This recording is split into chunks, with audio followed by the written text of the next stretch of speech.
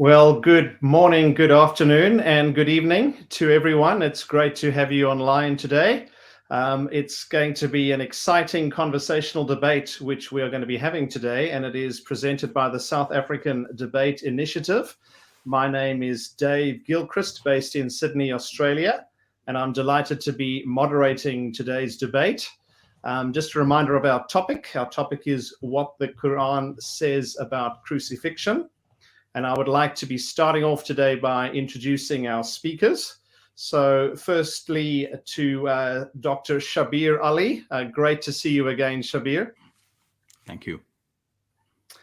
Shabir Ally holds an MA and PhD degree in Quranic interpretation from the University of Toronto and a BA in religious studies from Laurentian University. He has taught courses at the University of Toronto on the Arabic language, Islamic studies, and interfaith relations. As a faith leader, he explains his faith on a weekly television program called Let the Qur'an Speak. He often represents Islam in public lectures and interfaith dialogues. It's great to have you, Shabir.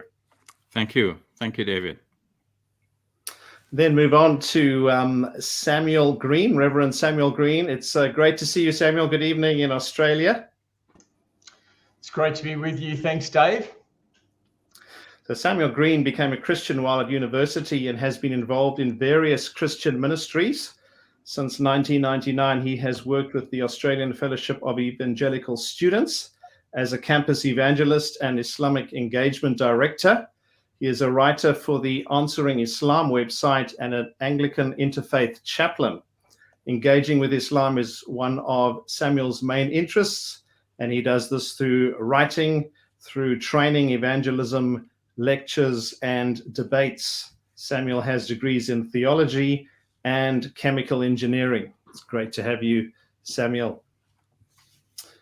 Moving on to Yusuf Ismail. Yusuf, good afternoon in South Africa. It's great to see you. Good afternoon, Dave. It's always good to speak to you. So Yusuf Ismail is a trial court criminal defense lawyer based in South Africa and operating in the courts in the rural regions of KwaZulu-Natal, where he provides legal services and is a trial court defense counsel to the indigent. He considers himself a student on religion in general, with a specific emphasis on Islam and Christianity. He is the founder of the South African Debate Initiative, which focuses on hosting and initiating debates and conversations on religion and contemporary issues. He has been debating Christian apologists and preachers for more than a decade, and he has a degree in commerce and law. And then finally, I'd like to introduce Rudolph Boshoff. Good afternoon, Rudolph. It's great to see you again in South Africa. Good to see you, Dave, and good to see everyone. So Rudolph has a full-time vocational ministry for the last 22 years and is the director of Ad Lucem Ministries. This ministry facilitates conversations between Christians and Muslims from all over the world in South Africa. In addition, Rudolph works at the South African Theological Seminary, teaching various courses on Islam from bachelor's to master's level. He's also a senior lecturer at Rhema Bible College, teaching theology, and was appointed associate dean back in 2019. Rudolph, thanks so much for being with us today. Thank you for the honor. We're going to move on to just a quick overview of the structure today for the conversational debate. What we will do is begin with opening statements of 20 minutes each, first from Dr. Shabir, then from Reverend Samuel. We'll then move into opening statements of 12 minutes each from Yusuf and from Rudolph.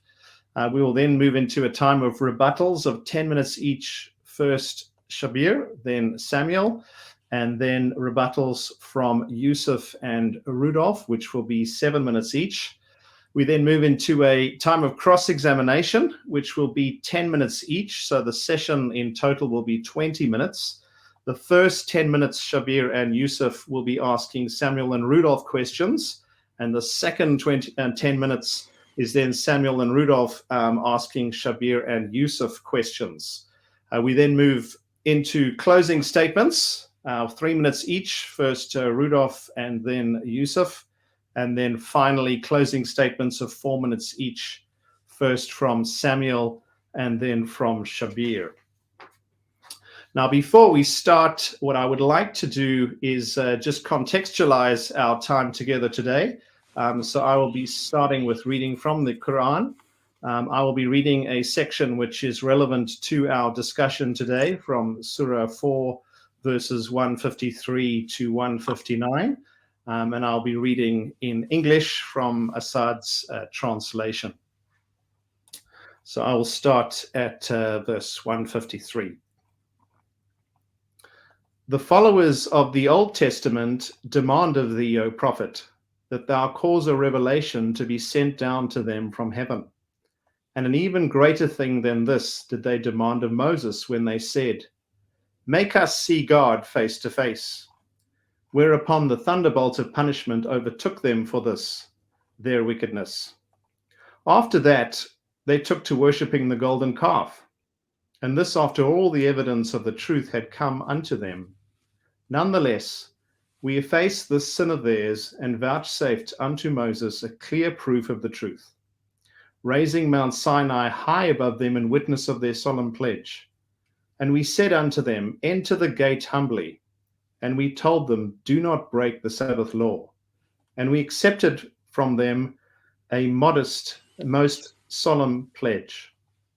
And so we punished them for breaking their pledge and their refusal to acknowledge God's messages, and their slaying of prophets against all right, and their boast, our hearts are already full of knowledge.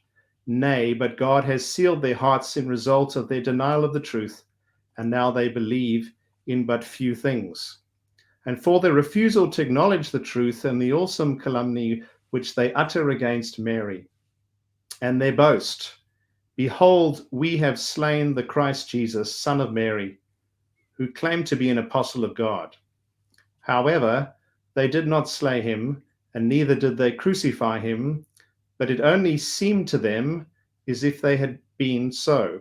And verily, those who hold conflicting views thereon are indeed confused, having no real knowledge thereof, and following mere conjecture. For of a certainty they did not slay him. God exalted him unto himself, and God is indeed almighty, wise. Yet there is not one of the followers of earlier revelation who does not, at the moment of their death, grasp the truth about Jesus, and on the day of resurrection he himself shall bear witness to the truth against them.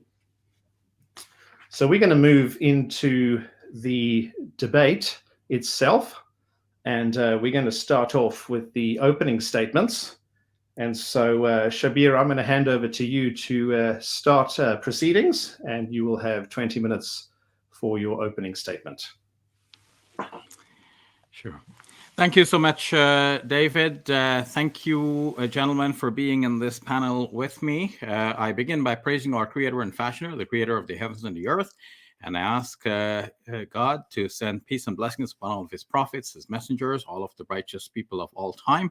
I ask him to bless us all here tonight and bless this meeting so that out of this meeting comes a better understanding between Muslims and Christians, so that we all individually get a better understanding of that truth which God wants us to embrace for our eternal salvation.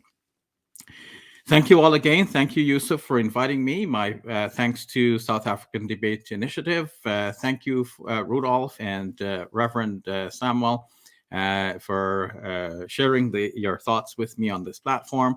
And thank you, Dave, for so kindly hosting us again. And let me begin then my presentation in which I look at what the Quran says about the crucifixion, for that is our topic today.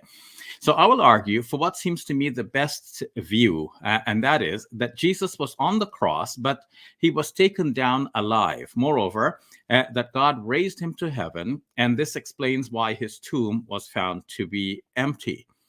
Now, I want to begin by looking at the principles of Quranic exegesis, because any exegesis of the Quran has to be based on solid principles. Muslim scholars insist that we cannot just simply let the exegete have free rein to offer his or her opinion.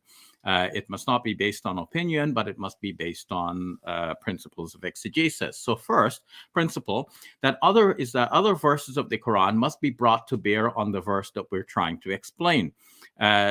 Two, the explanations based on the sayings and life of the Prophet, peace be upon him, must be incorporated.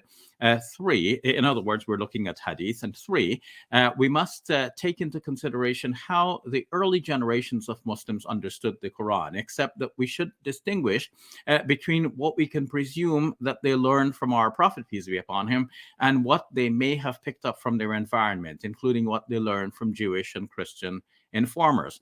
And four, we should take into consideration the Arabic language and how it was understood at the time. Because the languages evolve over time, so we have to look for the meanings of words, not only as we can understand them today, but first and foremost, how these words were and statements were understood and used in the time of the revelation. And five, the historical background. We must consider what Muslim scholars term the asbabun nuzul, or the circumstances of revelation. For that helps us to understand what the Quran was talking about. So these are my 5 principles, and let's proceed with these principles to see what the Quran has to say. So the first principle you will recall is that the Quran interprets itself. So the statement, "they killed him not," hardly requires any exegesis, but the statement, "nor did they crucify him," requires some explanation. The word for crucifixion in Arabic is salb. Let's go to other verses of the Quran that use the same word. In the Quran 7:124, the Pharaoh threatened the believers with crucifixion. There, Yusuf Ali translated the word to mean, "cause you all to die on the cross." Abdul Majid Daryabadi, in his Tafsir al-Quran, followed the traditional substitution theory, but he defined the word salb in an endnote as follows: crucifixion is the act of putting to death by nailing on a cross. But if crucifixion means death by a particular method, why would the Quran say they killed him not, nor put him to death in this particular method? Or by this particular method? Wouldn't the general denial of his killing render the second statement redundant? This is one of the reasons why the classical Muslim exegetes went for the meaning of crucifixion as the mere placing of the person on the cross. So to them, the Quran denied that Jesus was killed and denied that Jesus was even placed on the cross. However, often in the Quran, terms which have overlapping meanings are used in juxtaposition, such as to limit the meanings of some of the terms to make room for the others. So, for example, let's consider this verse. Those who believe and do deeds of righteousness and establish regular prayers and regular charity will have their reward with their Lord. On them shall be no fear, nor shall they grieve. That's in Surah 2, verse 277. Now, let's think about that. So it mentions the deeds of righteousness, namely good deeds, and then it says, and establish prayer and give charity regularly. So let's think about that. As it's clear to everyone, praying and giving charity are good works. So why would the verse say good works and prayer and charity? The answer is that among all good works, prayer and charity are to be highlighted. It's as if the Quran is saying good works in general and prayer and charity in particular. In a similar way, the Quran seems to be saying they didn't kill him in general, nor did they kill him by the particular method of crucifixion. A similar juxtaposition of the two terms, to kill and crucify, is found in another verse. Look at this verse. The punishment of those who wage war against Allah and his messenger and strive with might and main for mischief through the land is execution, or crucifixion, or the cutting of hands and feet, cutting off of hands and feet from opposite sides, or exile from the land. That is their disgrace in this world, and the heavy punishment is theirs in the life hereafter. Now, this gives the judge a leeway to decide based on the magnitude of the crime and the circumstances to choose one of the four options which are here. And notice that among the options is crucifixion and execution. So execution first, crucifixion the second option. So how can there be two different options if the meaning is overlapping, as we've seen?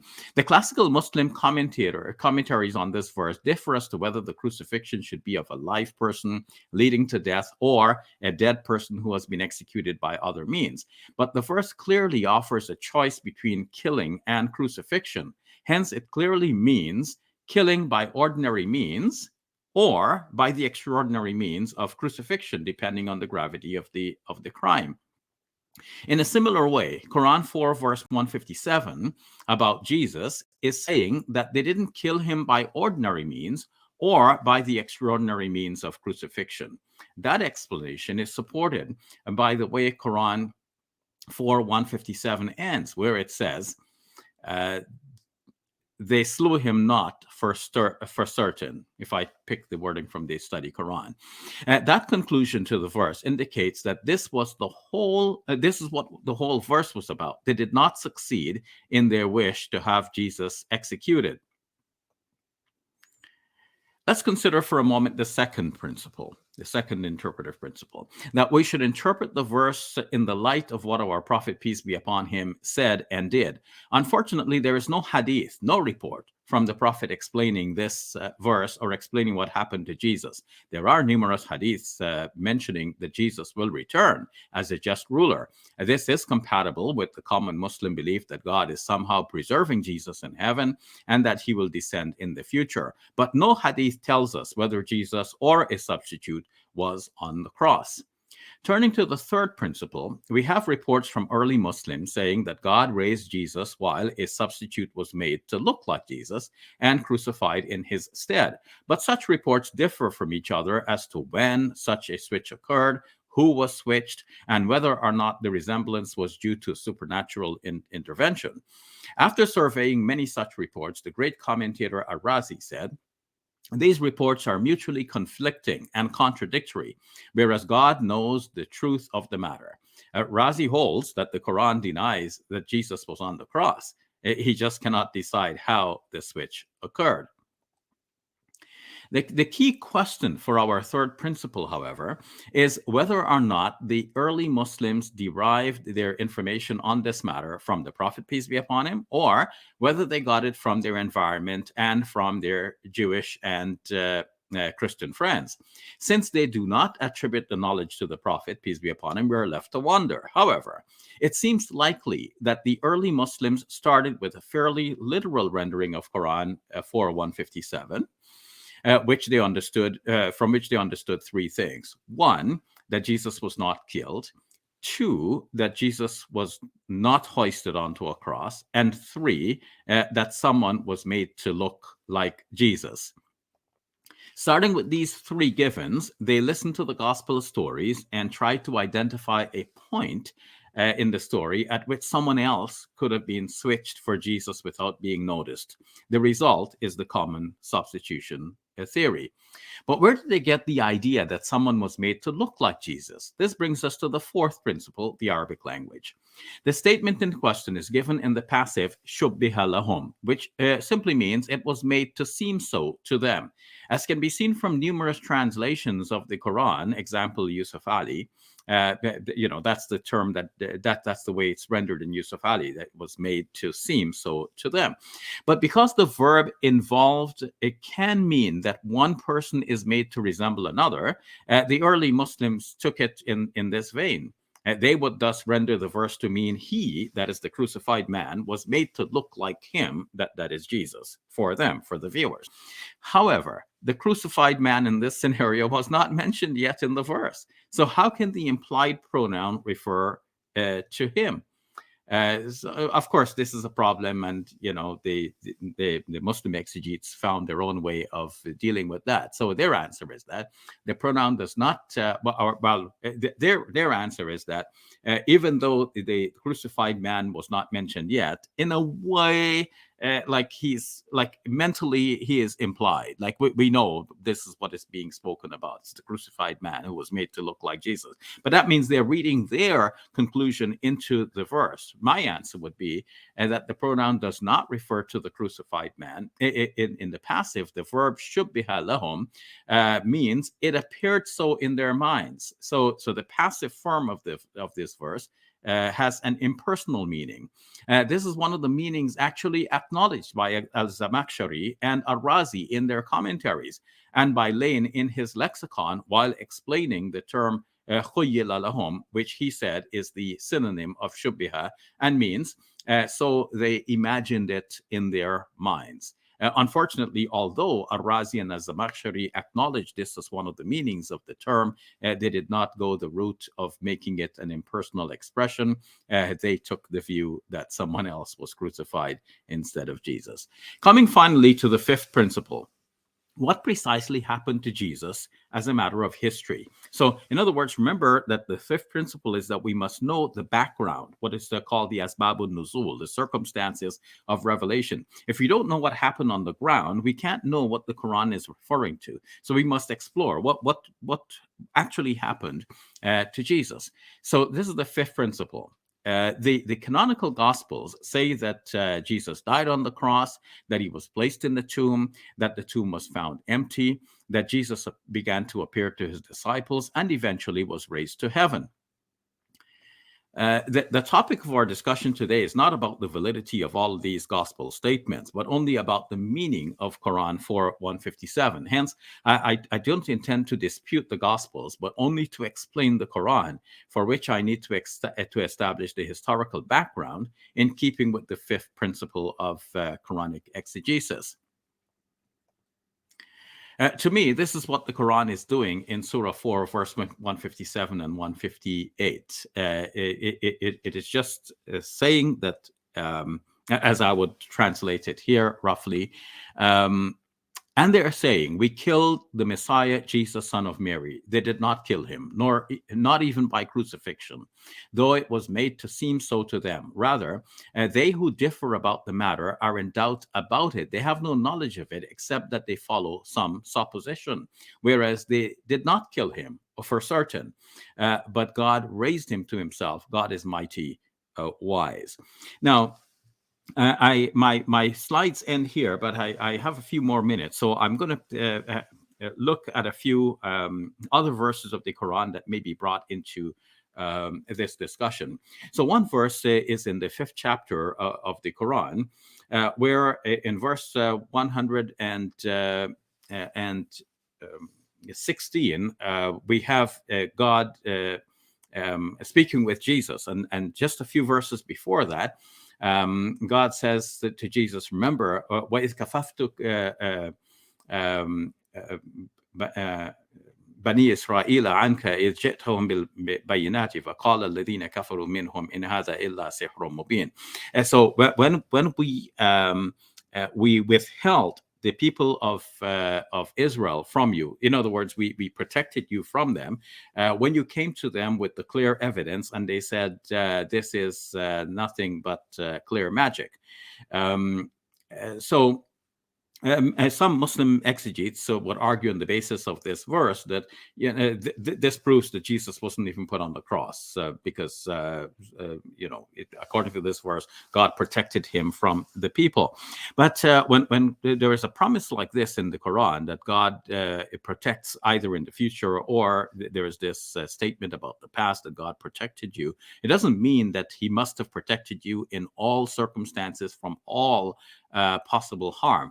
There may be something more specific in mind. And of course, we know from the Gospels that on many occasions, the Jews attempted to harm Jesus, but sometimes Jesus slipped through the crowd, as in Luke's Gospel, or in other cases, there was an explanation rendered, and the Jews withheld their hand. Well, from a naturalistic point of view, we would say they withheld their hands, but from a theological perspective, we can say that God prevented any harm to come to Jesus on those occasions.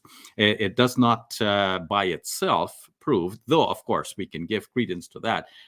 One might presume that that would mean that no harm came to Jesus at all. But if we have good evidence that, for example, that Jesus was on the cross, but he was taken down alive, then we would interpret that verse to mean that God protected Jesus from the ultimate. So they wanted to put him to death, but God protected him so that he was not killed. The idea that Jesus was on the cross might also call into question the statement that he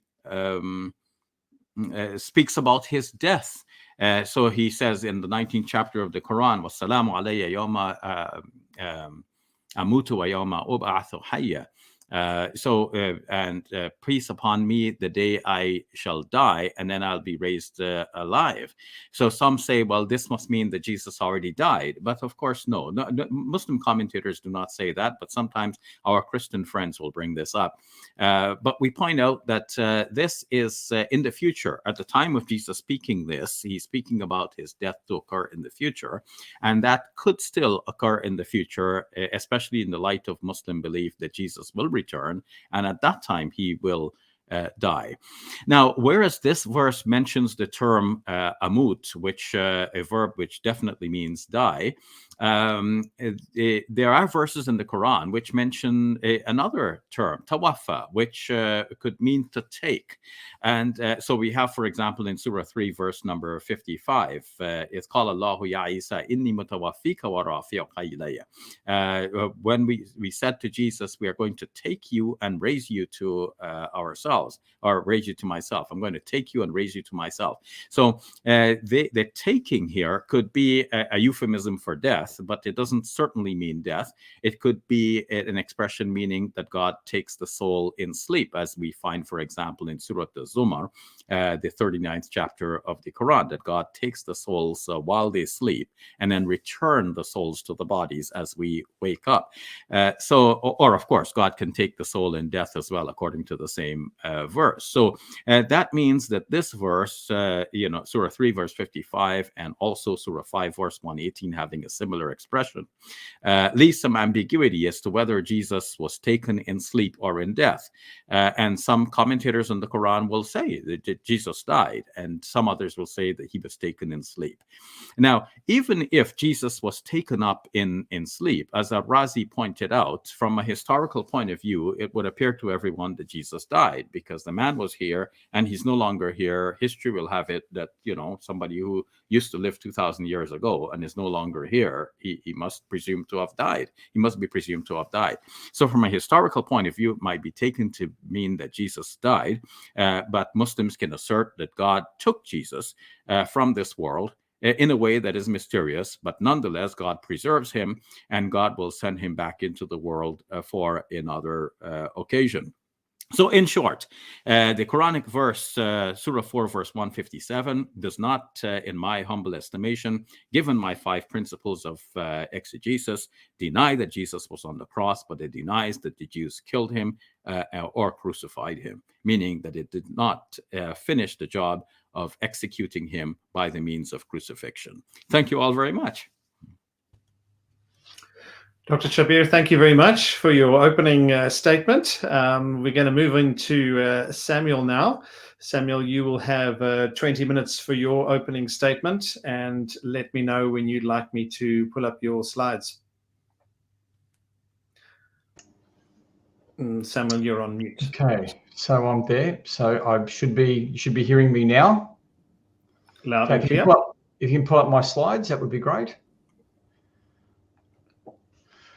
Well, it's great to be with everyone today, and I do want to thank Yusuf and Dr. Shabir Ally for being with us to discuss this important subject. and for Rudolph for working with me and partnering with me in this today. As we look at this important question of what does the Quran say about the crucifixion? And I hope that whether you're Christian or Muslim, that you'll find this helpful so that we can deal with each other's texts honestly and just to start with where we need to start by at least understanding what the books say. Well, I'll get straight into it. To answer the question, what does the Quran say about the crucifixion, involves carefully reading the Quran. Now, many of my assumptions are actually the same as Dr. Shabir's. I'd like to add one here, and my first assumption would be that the Quran is a unified whole, and so it needs to be understood together. All the verses need to be understood together. And it also claims to be clear and that it can be understood. And so they're my working assumptions. The structure of what I'm going to say today is I'm going to look at verses 4, 157 to 158, then 3, 55 and 517. I'll evaluate some other explanations and then look at 2 objections. Now, the Quran is, the crucifixion is mentioned in 3 places in the Quran. However, nearly all attention is given to the following verses. They, the unbelievers, said, "We killed Christ Jesus, the son of Mary, the apostle of God. But they killed him not, nor crucified him. But so it was made to appear to them. And those who differ about this are full of doubts, with no knowledge, but only assumption to follow. For of certainty they killed him not, rather God raised him to himself." Now, these verses are generally said to be a denial of the crucifixion, but there are 2 reasons why this is not the case. My first reason is that the verses themselves do not explicitly say Jesus did not die. Instead, they say that it appeared to the unbelievers that they killed and crucified Jesus, but they did not. Now, that's saying something a little different. The verses actually do not tell us what it appeared like to the disciples or to the Romans. It's quite explicit, saying lahum, to them, that is to the unbelievers, it appeared this way. To say that it appeared to others in the same way is actually reading beyond the text. And the verses themselves do not actually say that Jesus was taken bodily. Now, we see this in Abdul Madoudi. He says, the Quran explicitly states that the Jews did not succeed in putting Jesus to death and that Allah raised him to himself. But it is silent about the nature and details of the matter and does neither say explicitly whether Allah raised him body and soul together from the earth to some place in heaven, or that he died like other mortals and only his soul was raised to heaven. Therefore, on the basis of the Quran, neither aspect can be definitely denied or affirmed. So I just want to point out there that verses chapter 4, 157 to 158 are not a direct denial of the crucifixion. They say that it appeared to the unbelievers that they killed and crucified Jesus, but they did not, but that instead God raised him to himself. So that's my first reason why these verses aren't saying that Jesus was crucified and killed. My second reason is that there are 2 other verses which speak about the crucifixion, and they actually say that Jesus' soul was taken or that he died. And if the Quran is a consistent whole, these must be considered. So we've got this in Surah 3:55. And when God said to Jesus, "I am going to take you and raise you to me." And then in 5:117, "I, Jesus, was a witness over them as long as I was among them. When you took me, it was you who were a watcher over them." Now, this word tawafa in Arabic, where it's translated took, what does this word mean?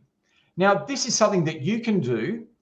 And we've got these resources these days where you can look up every reference to a word in the Quran. And in the case of tawafa, there are 24 references to this word. Now, that is more than enough to see how this word is used, what its purpose is, and what it means. And on every other occasion, outside of 3:55 and 3:117, it means taking of the soul and death. Taking of the soul, particularly the taking of the soul at death. I'm just going to do these quickly now because there's 22, but I want you to see that you can actually do this.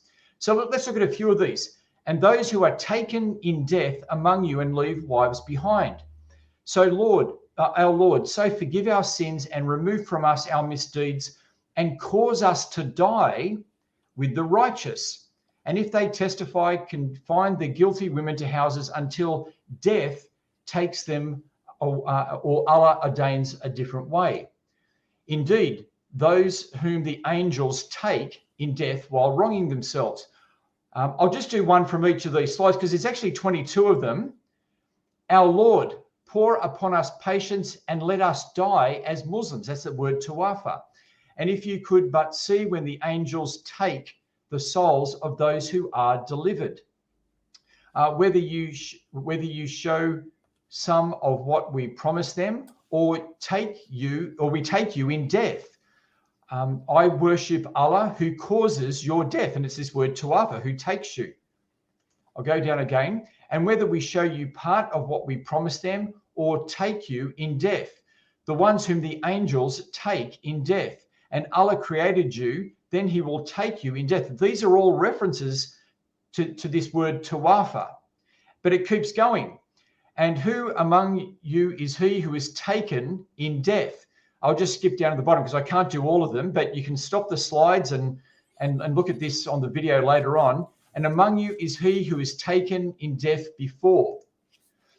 And whether we show you some of what we have promised them, or we take you in death, then how will it be when the angels take them in death, striking their faces and their backs?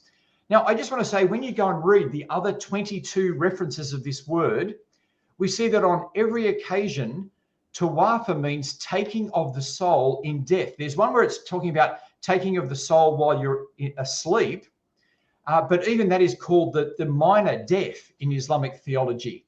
And so this word tawafa, it's not used for any other purpose than the taking of the soul. That's what the word is for, the taking of the soul in death. That's what the word is used. Now, this is actually confirmed because Imam Bukhari, in his Kitab al-Tafsir, when he's referring to Surah 5, verse 117, he actually makes reference. He's got like a glossary note. He's got some notes between the hadiths, and he puts those in there to help you understand the hadiths. And this is what he writes when he wants to explain Surah 5, 117, which is about God taking Jesus. He writes that Mutawafiki in Surah 355, according to Ibn Abbas, is referring to death. And so I'll just go up to here. And there are translators who translate it this way. This is a Sunni translator. Recall when Allah said, O Isa, surely I will make thee die and am lifting thee to me. And then we had at the start of this, we had a translation by Muhammad Asad, I believe. And this is how he translates Surah 355. Lo, God said, O Jesus, verily I shall cause thee to die and shall exalt thee to me. And this is referring to the crucifixion event. We see this again when Allah said, O Jesus, I will cause thee to die and exalt thee in my presence. Now, I haven't been able to get my hands on it, but I believe that Yusuf Ali also in his first edition translated it this way. Therefore, verses 355 and 5:117, which are also talking about the crucifixion when Jesus is taken, they are saying that Jesus was taken in death. And there are no grounds for understanding and translating the verses any other way, because that's how the word is used on every other occasion in the Qur'an, and it's used enough times to see that that's its use and that that's its only use. So to summarize so far, what does the Qur'an say about the crucifixion? Well, 4:157 and 158 says that it appeared to the unbelievers that they killed and crucified Jesus, but they did not. Rather, God raised him to himself. And 3:55 and 5:117 can only mean that God took Jesus' life on the cross. So it was God who took Jesus' life, not the unbelievers who were trying to kill him. So therefore the Quran says, I've got it here. Therefore the Quran says it was God who took Jesus' life on the cross, not the unbelievers, though it did appear to the unbelievers that they killed and crucified Jesus. Now, again, I'm just trying to interpret the Quran by itself here, letting its own verses be consistent and understanding the verses and the words as the Quran presents them. Now, what I've said to you, I've just done from my own work, because I don't want to dispower people and thinking that you can't understand the Bible or the Quran. We've got many great tools these days, and you can read these things and to do this research yourself. But what I've been saying here is also just the view of Gabriel Sade Reynolds, and I've given you the reference where you could look that up in him as well. Now, I'll keep moving along. I want to evaluate now some other explanations. And at this point, I actually agree a fair bit with Dr. Shabir Ally.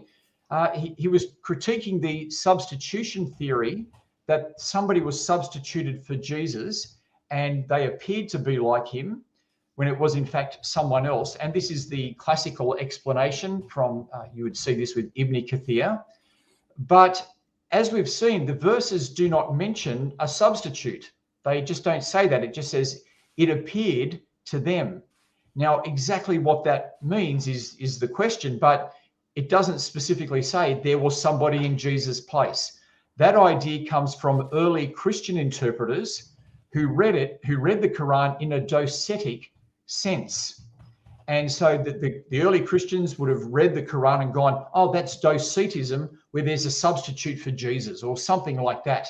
And we know that this type of thing did happen with the hadiths, and there are many of these hadiths, not from Muhammad, but from different people, and they give different reasons for why it happened, different people being substituted, and on different occasions. And none of the Sahih collectors actually include them. And I also want to point out that the majority of the Muslim apologists I see today don't accept the substitution theory. There is also the idea that nobody was crucified. Some will suggest that the whole thing was a vision, or that it was just a myth that developed in time. Now, again, there's no evidence in here that it's a vision. Certainly in the Quran, God does give visions, but there's no indication in these verses that it is a vision. The Jews are saying that it's something that they saw and that they're claiming to have done, not a vision that they saw. And the idea that it's a myth that developed really defies the logic of history, because the early Christians had to explain the death of Jesus. It was actually something embarrassing in a sense to them that was a stumbling block to people. It's not something that you would invent. It's something you had to explain, not something you would invent. So the idea that it's a myth that developed really has no grounds at all. And it's certainly not mentioned in the text saying that it's a myth that developed. Shabir's already outlined his position to us, so I won't need to go in there, that Jesus was crucified but not unto death and survived. And I think I've understood that one correctly. An interesting one is that the Quran, and so, this comes from the Encyclopedia of Islam. The Quran is describing the death of Jesus as the death of a martyr.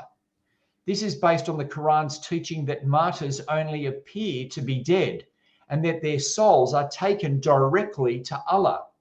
And so for Cyril Glacy, he just puts it forward as a suggestion that this is a helpful way forward to see that the Quran's teaching on martyrs seems to be a description, seems to be the background for understanding what's happening to Jesus. And I think that there's something in that, because Jesus is certainly in a martyr type of position here, and this may well be what it's referring to. Let me see, martyr, that's the next one here. Okay, I want to look at a couple of objections now. One of the objections that I've heard from Muslims is that Allah would not let his prophet be killed. And when I've raised this subject of the crucifixion, Muslims have said Allah would not let one of his prophets be killed. But clearly there are other verses in the Quran, which I've put here, where prophets are killed. And it's one of the charges against the unbelieving Jews. So that objection doesn't work. The other objection is that Jesus is coming back. And so because he's coming back, he couldn't have died on the cross because he's got to come back to die later. Now, in one sense, Jesus could have died on the cross and then be raised up and then will come back to die later. He could be an exception, and God could do that. But there's no mention of the return of Jesus in the Quran. And so if we just let the Quran interpret itself, we don't really have to bring in the idea of Jesus coming back to make sense of the Quran. We could interpret it and just say, let's see what it says. And it makes, I want to argue, it makes perfect sense on itself. There are a couple of three references that people use to say that the Quran says that Jesus is coming back and therefore he couldn't have died on the cross. But 159 is not talking about Jesus' death. I'll just read it to you. No, God raised Jesus to himself. There is not one of the people of the scripture, but will truly believe before his death. Now, before his death there, that's not talking about Jesus' death. That's talking about the Jew who rejects Jesus. And it's saying they reject Jesus right up to their death. It's certainly, there's nothing in there saying Jesus will return. The next one would be Surah 43, verse 61, where it says, he or it is knowledge concerning the hour. Have no doubt about it, but follow me. This is the straight path. Now, again, the context here is the straight path is the Quran, following the words of Allah in the Quran. And again, the verse does not say Jesus is coming back. And there are many other Islamic scholars who would agree with this. And finally, another one I've seen is where people say that Jesus speaks in the cradle and in maturity, and that, for him to speak in maturity just means he's got to speak in old age, and so he's got to come back to be old. Now, the problem with that is that you're interpreting the Quran by the Bible, which in one sense I'm happy to do. And so they want to say, well, Jesus was about 30 when he died, therefore he's not old. Well, the word maturity there doesn't mean old age. That's a different way of saying it in the Quran. And so, again, this verse just doesn't say Jesus is coming back. It just doesn't say he's coming back. It's saying he spoke in the cradle, he spoke when he was growing up. That makes perfect sense. So, there's nothing in the Quran to say that Jesus has got to come back. That's an idea from the Hadith that we bring into the Quran and then is used to interpret what the verses mean. What I'm saying is, if we let the Quran be its first interpreter, there's nothing in there to say that that Jesus is coming back.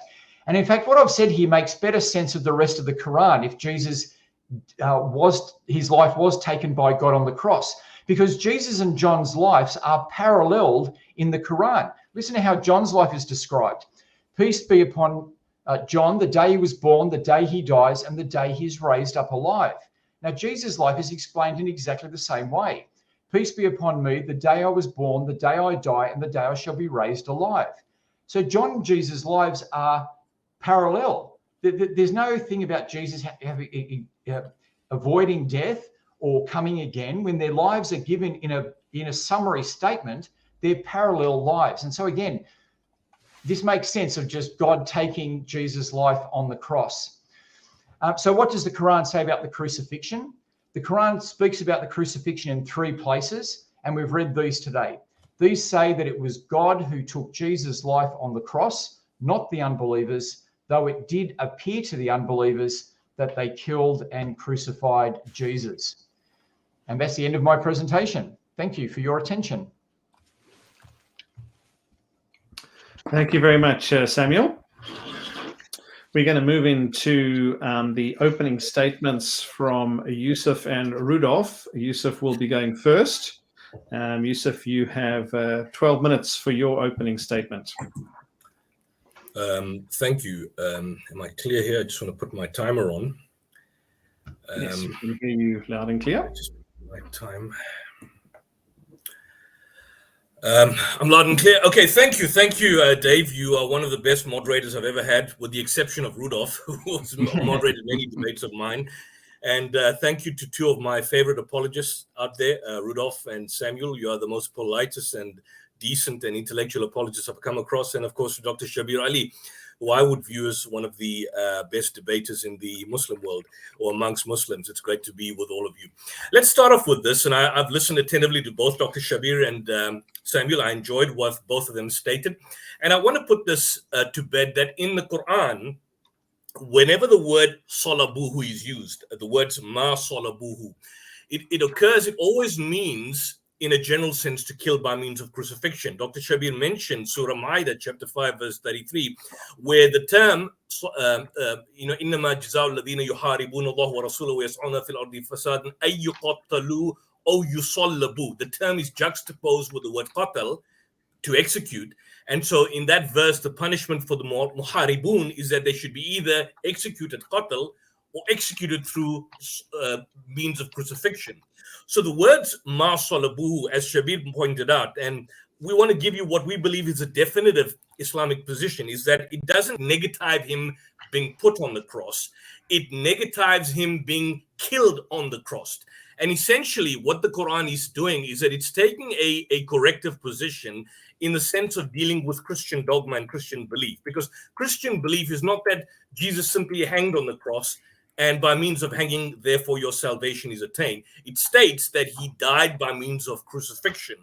And so on that basis, the Quran is saying they didn't kill him in the ordinary sense, nor did they kill him by means of crucifixion. So to hang a person on a cross such that he dies thereby, that is what the Quran is denying. And I find it quite strange when Samuel made the point that the Quran doesn't say that Jesus did not die. Well, it's negativing the act of him being killed. If somebody says, well, for hypothetically, God forbid that somebody killed me or somebody killed any one of us, and we say, no, they didn't kill him, the assumption is that he didn't die, meaning he's still alive. So it's not denying that Jesus was not put on the cross. The other point is this, is that no Quranic verse can be viewed in isolation, but it has to be viewed in light of history and the facts, and certainly even indeed the biblical narratives. Now, the question that is normally being put is that how can the Quran come some 600 years later, whereas even non-Christian history, for example, purports to suggest or indicate that Jesus in fact died by crucifixion, or that historians generally agree that he died by crucifixion? Well, there are two main sources that are cited for that, non-Christian sources. One is by Tacitus and the other is by Josephus, which gives the indication of Jesus purportedly dying by crucifixion. But in regards to the quotation by Tacitus, a lot of scholars are now questioning the passage given by Tacitus on the basis that he was born about 25 years after Jesus left the world, purportedly, or after his supposed crucifixion. Scholars have debated the historical value of the passage. You've got Khair Tayson and Annette Mertz. They argued that Tacitus at times had drawn on early historical works, now lost.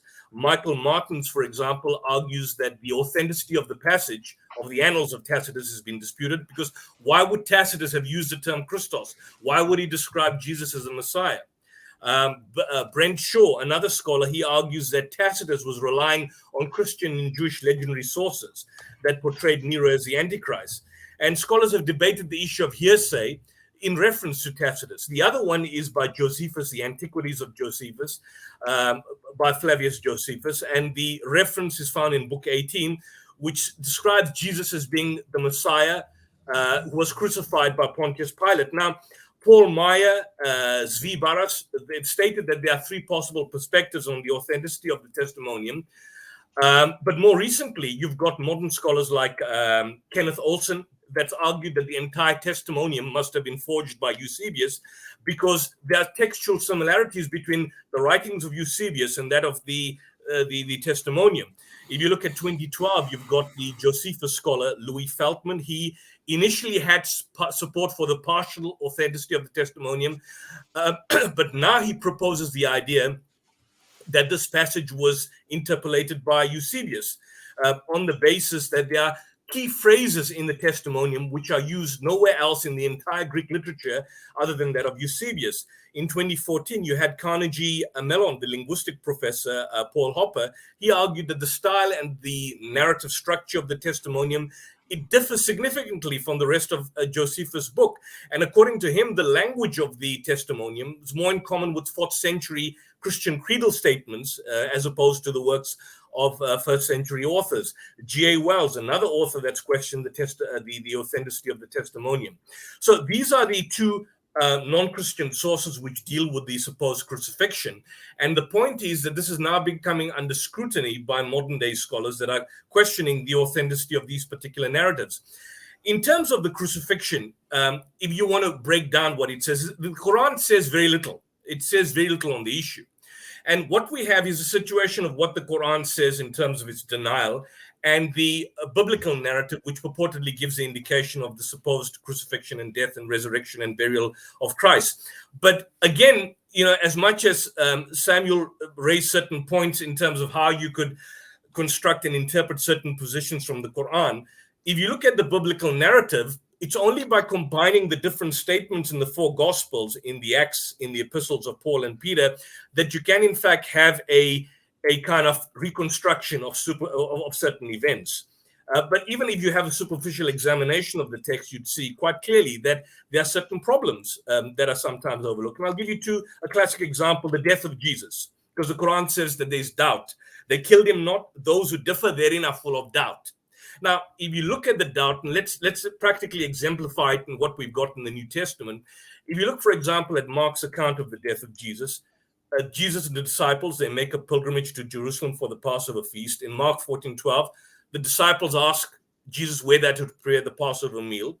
And in other words, it's on the day of the preparation for the Passover. And we are told that in Mark 15:25, that he's crucified on that same day at 9 o'clock.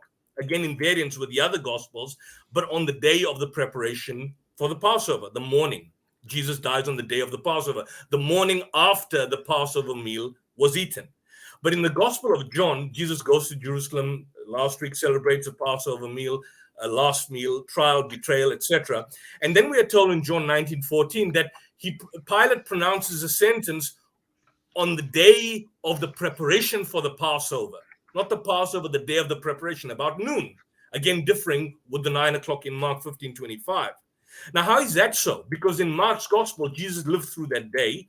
He had his disciples prepare the Passover meal, ate before them, being arrested, taken to jail, 9 o'clock, etc. But in John's Gospel, Jesus dies a day earlier on the day of the preparation for the Passover, sometimes afternoon. So at the outset, there's a problem in terms of now the Gospels having a dissimilarity in terms of when did Jesus actually die?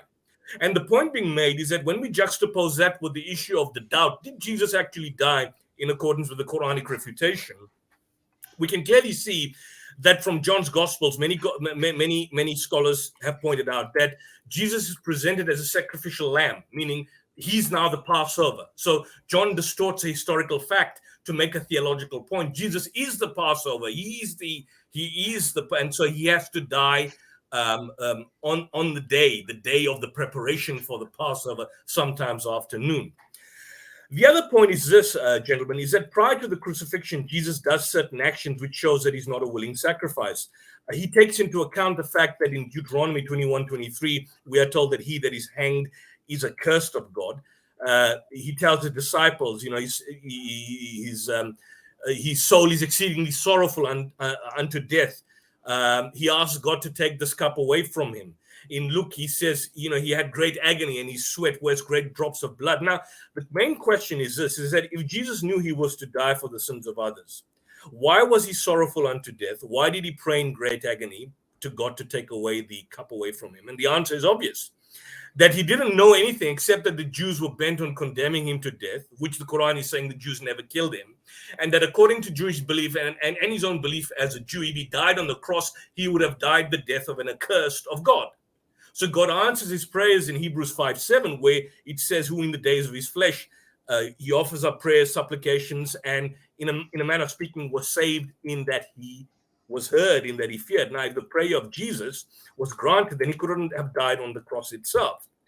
When you take into account the time of the death of Jesus, Matthew and Mark say it was the 9th hour. Mark says it was the 3rd hour, 9 a.m. Luke fixes it the 6th hour, about 12 a.m. And John about the 6th hour, where Pilate sat in judgment. Now, all are contradictory accounts, but at best, you could have a situation that he was on the cross at 3 hours. And this led to a surprise. Dean Farah, for example, in his Life of Christ, states that the Gnostics states that Jesus appeared to have died. Tertullian purportedly had his doubts. Origen had his doubts. There was a surprise and marvel of Pilate. Pilate marveled.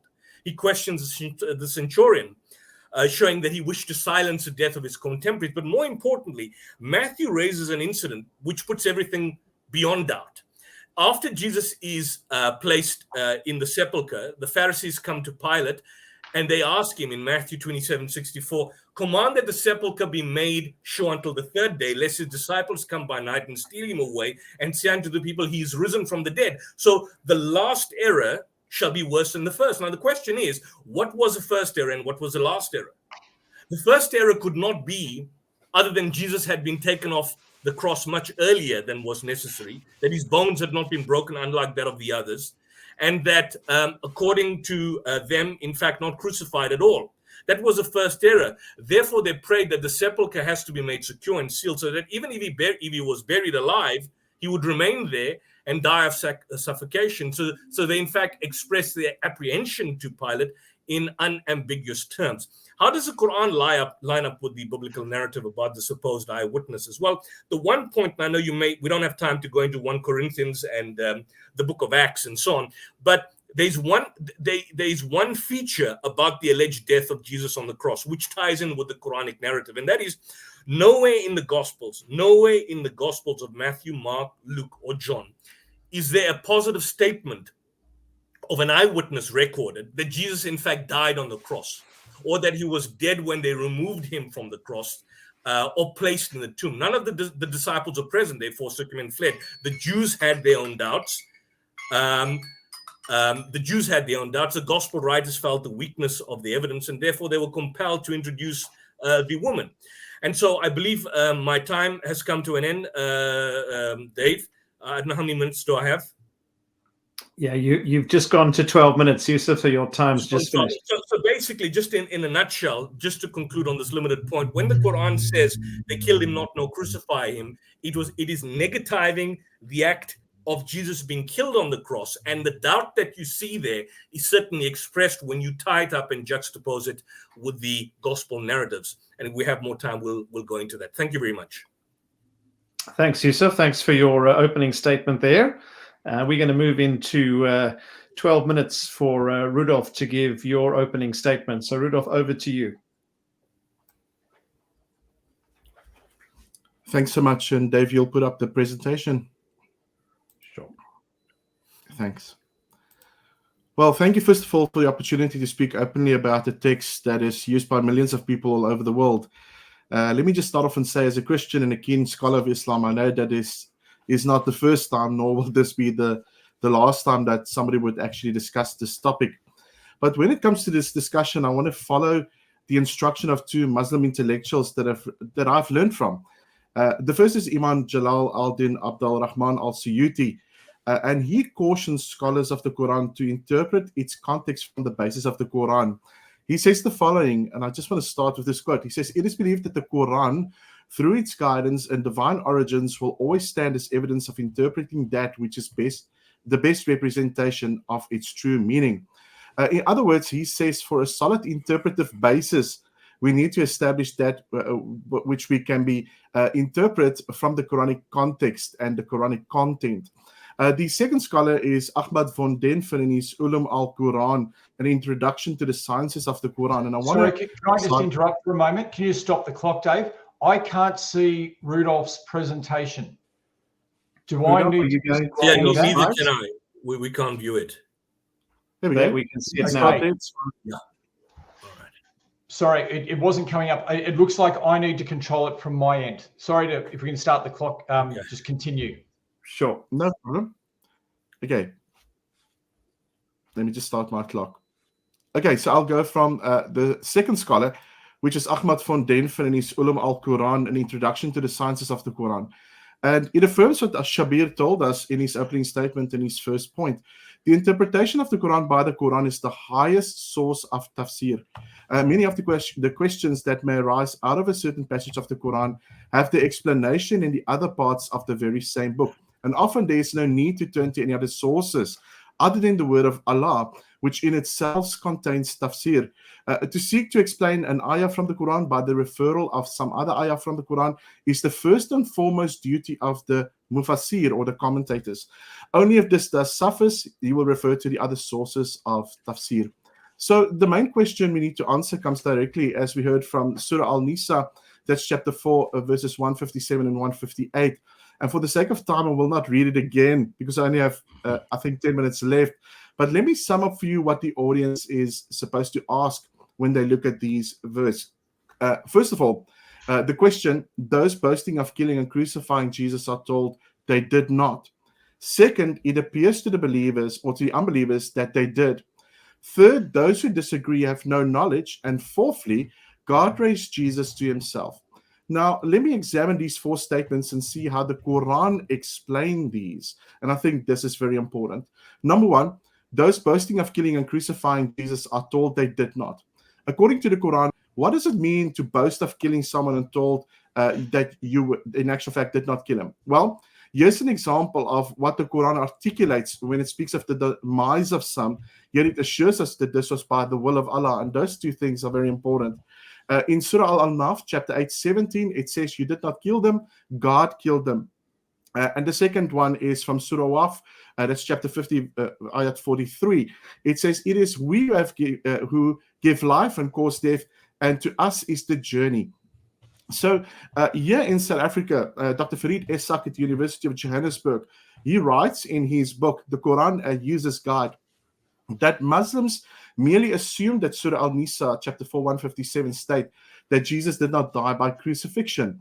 But he writes, Muslims in generally denied the crucifixion, although the Quran merely states they did not slay him and neither did they crucify him, but it only seems as if it had been so. Nay, God exalted him unto himself, and God indeed is almighty and wise.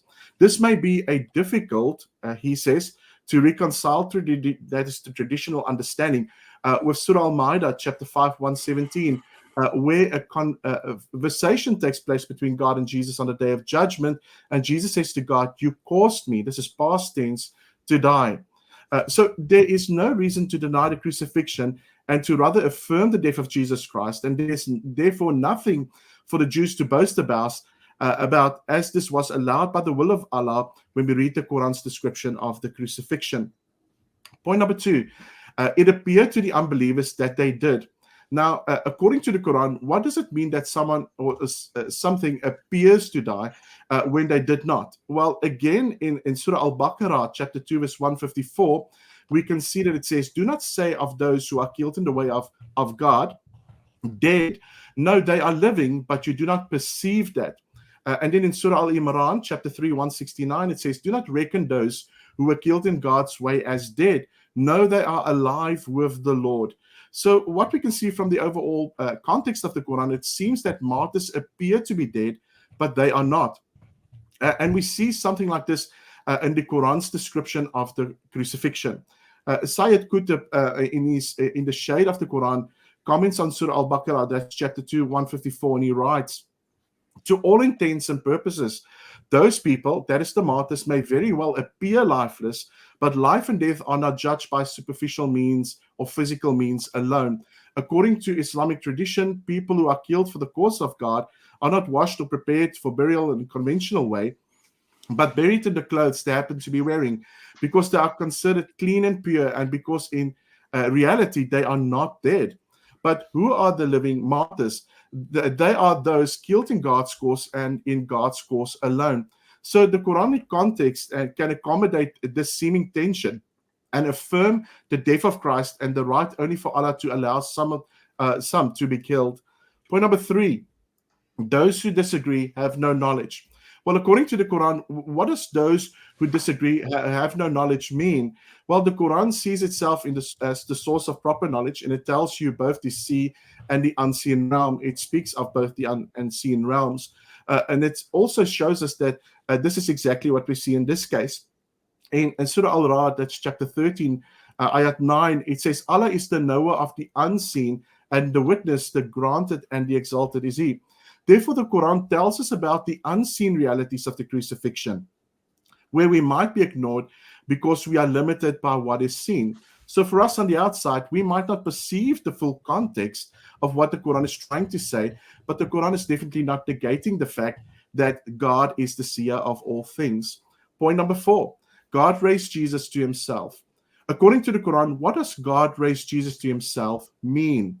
Well, when we read the Quranic context, when we read in Surah Al-Imran, chapter 3, 157 and 158, it says, if you are killed or die in the way of God, Pardon and mercy from God are better than what they collect. If you die or are killed, you'll be gathered up to God.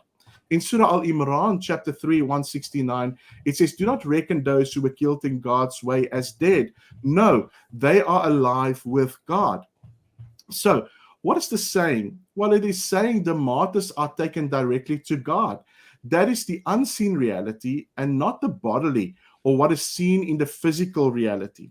We see this in the Quran's description also of the crucifixion.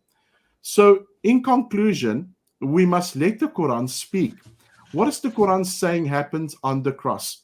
We must let the Quran interpret itself, and we must uphold the context of the Quran. This is a better explanation than what is commonly presented by some Muslims. Allah took Jesus' soul before he died, or Jesus was a martyr. One is the two options. So we are left with two key questions our opponents need to answer. Can a Muslim affirm the crucifixion? I think they can. And then what really happened to Jesus? Well, I think the context is clear. When we look at the context, we can see, first of all, those who are boasting of the killing of Jesus and that he was crucified. In actual fact, we can see quite clearly that it is many doubts from the context as to what the description of the Quran is trying to depict. It appears to unbelievers that they did not. Well, we can see quite clearly that the context shows quite clearly that it can accommodate the seeming tension of the death of Christ and only of Allah to know those who are killed and those who are actually alive with him. And then also it brings to light the very reality and the fact that Allah is the one that is seeing the unseen realities. And in this unseen reality, there's not a denial of Christ's death, yet there is an affirmation of what we can see in the overall context of the Quran about the crucifixion. I leave you with that, and that is my presentation. Thanks very much, Rudolph. We'll take down your slides, and we will transition into the next part of the discussion, which are the rebuttals. So Shabir is going to go first with his 10-minute rebuttal, and Samuel will go next. So Shabir, we'll hand over to yourself for your rebuttal of 10 minutes. Okay. I'm just setting my own clock here as well, David. Yeah. Okay, good. Gentlemen, I am impressed with all of your presentations. And I'll say more about this in detail as I come to each one of you. First of all, Yusuf, thank you for supporting some of the points that I made, especially with your recitation in Arabic of Quran 5:33, which shows the use of the term assault, which means crucifixion, in juxtaposition with killing, which illustrates quickly that killing and crucifixion, though having an overlapping meaning, when used together will have a distinct meaning. So killing by some ordinary means, and crucifixion would, in that case, would mean killing by the extraordinary means of crucifixion. And therefore, when we reapply that to Quran 4:157, which is about Jesus, we must have the same two meanings in mind. They did not kill him by some ordinary means, nor did they kill him by the extraordinary means of crucifixion. Now, coming to Rudolph's points, again, I'm impressed, Rudolph, with your exegesis of the Quran and your ability to tie together so many verses of the Quran, and also your reference to Muslim scholars as Suyuti and von Denver, who emphasized the same point that I made, that the Quran must be interpreted in the light of the Quran. But as I've pointed out, that's only one of the principles of Quranic interpretation. But there are other principles as well. Like, for example, interpreting the Quran in the light of what the Prophet Muhammad, peace be upon him, explained, what the earliest community understood, in the light of the Arabic language, and in the light of what actually happened in history, what the Muslim scholars refer to as the Asbabun Nuzul. And you have referred to Farid Isaac, who's cast doubt on, the idea that someone was put on the cross, and other than Jesus. And of course, as you know, I also have questioned that narrative. So we're on the same page with many things there. But as for your saying that it appeared to the non-believers that they killed him, But whereas God has a different viewpoint, and it's his viewpoint that actually matters. Well, I agree with you on that too. But I would add that what actually happened was that Jesus, though being on the cross, was not actually killed on the cross.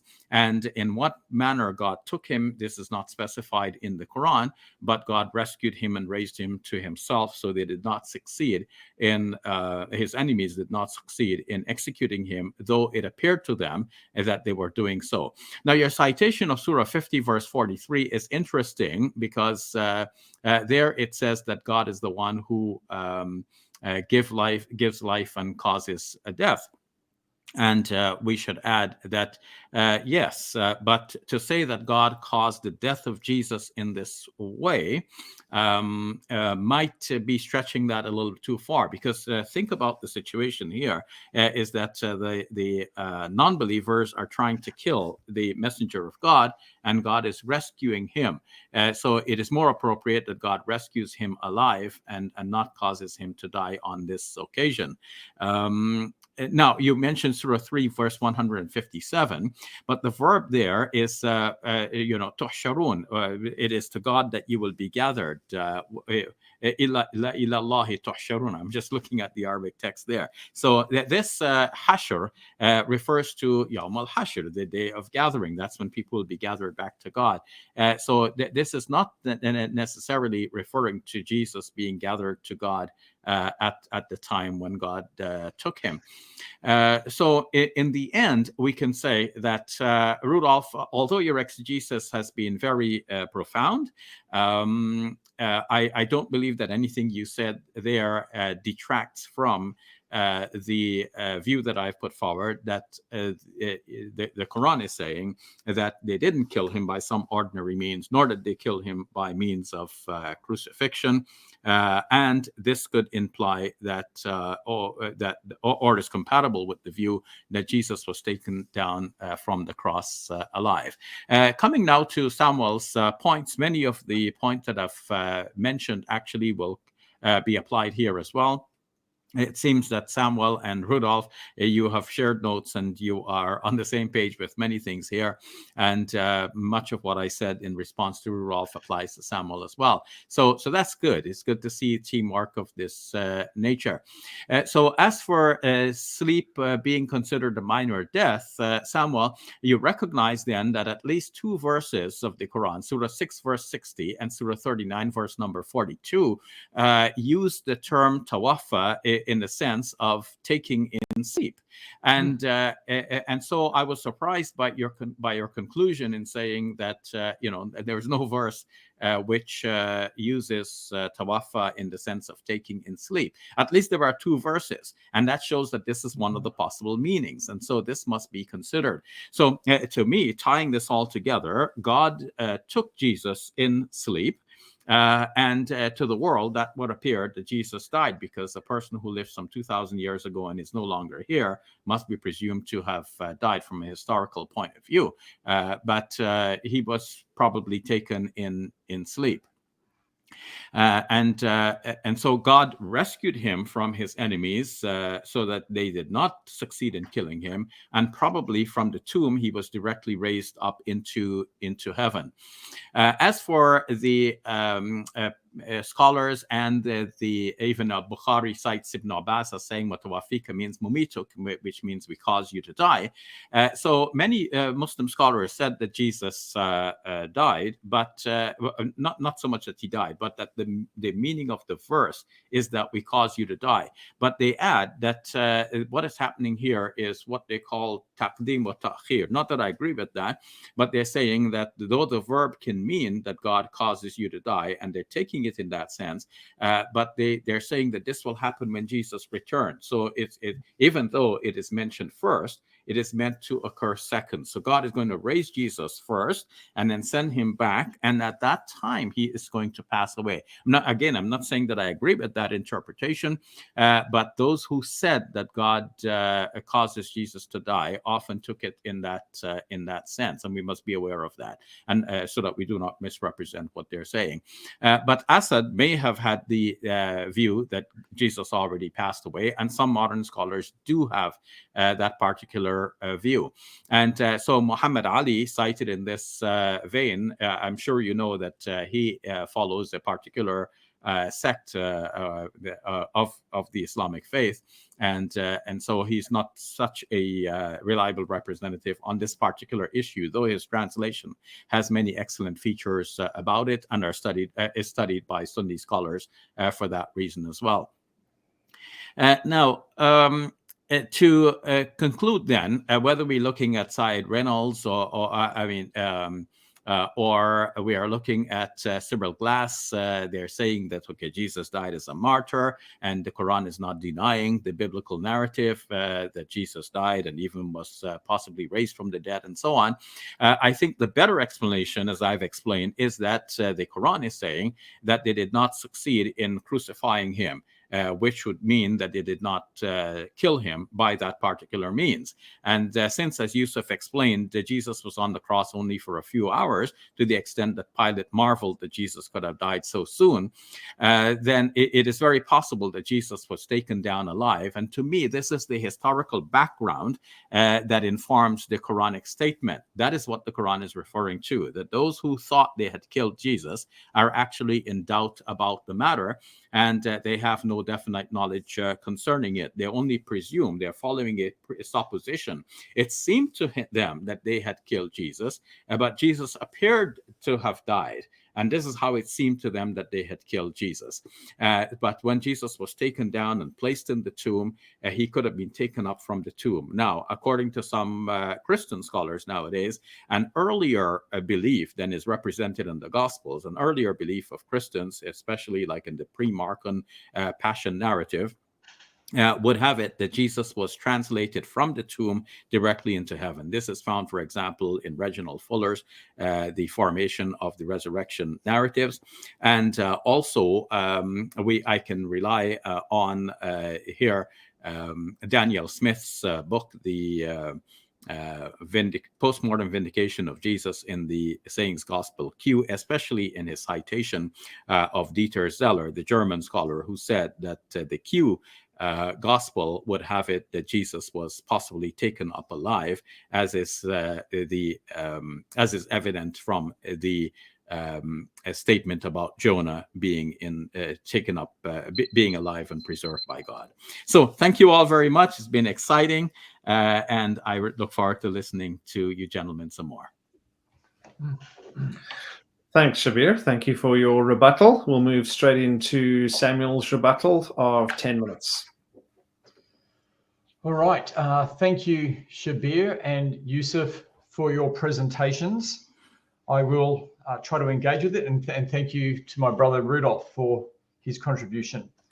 I want to commend Shabir for the way that he has shown that he's prepared to engage with the Quran as he sees is an authentic engagement, trying to read it carefully, and that you've come to the conclusion of saying that Jesus didn't die on the cross, that he was crucified, but that he didn't die on the cross, and that he's, he dies later on, and whatever however you felt that continued through to the return of Jesus.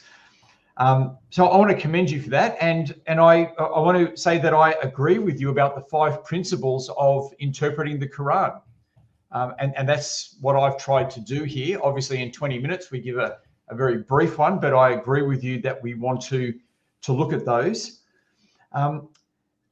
And I want to point out that yes, it is the case that we don't have a hadith attributed to Muhammad speaking on this, and I also want to agree with you that you raised the question of the early Muslims and how they were seeking to understand it. Were they being influenced by Jews and Christians, and how that leads to certain hadiths being invented, which become interpretive hadiths, because the hadiths which have Jesus being having a substitute on the cross, as I said, none of them are in the Sahih collections, and these hadiths vary as to who the substitute was, what the reason was, and as you pointed out, that these are not genuine hadiths with all this amount of variation.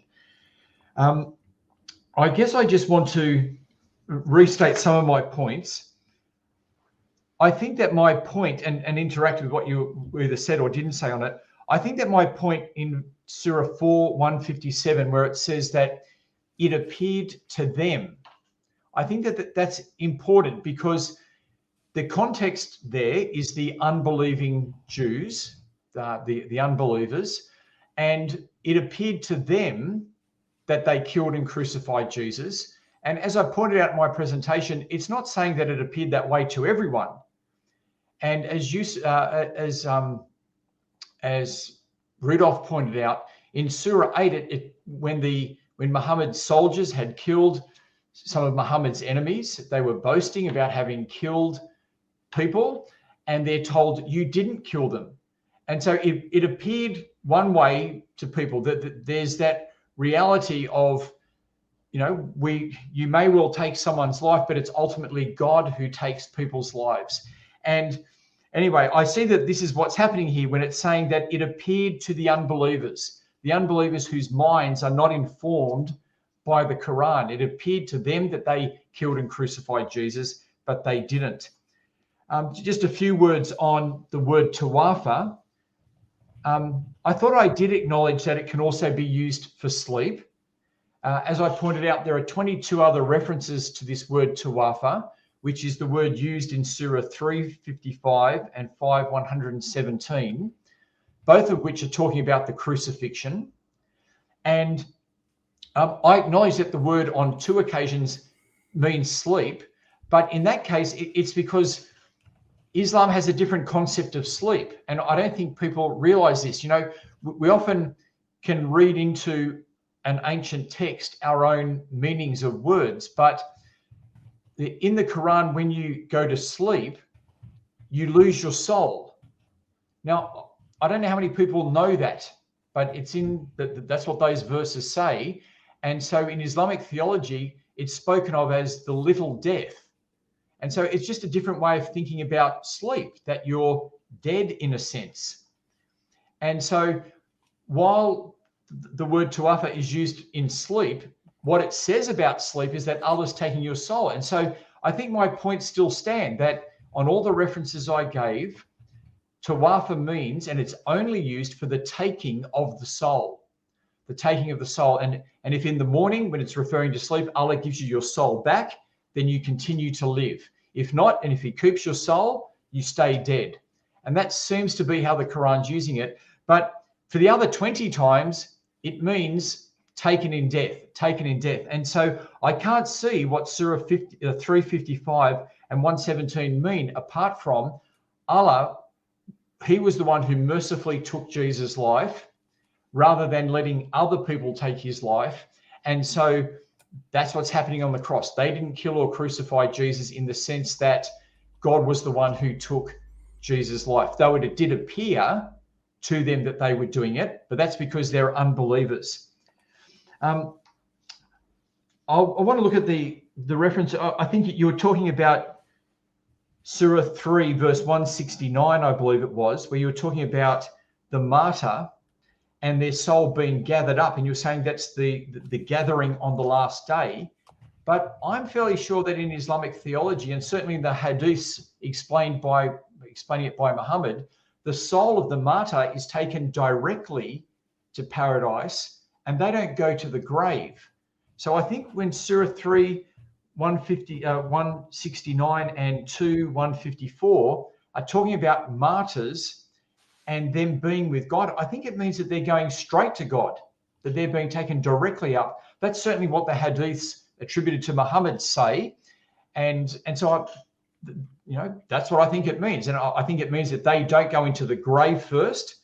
The martyrs go directly to paradise. The others go into the grave. And then from the grave, they may make it into paradise later on. I want to pick up a few points from Yusuf.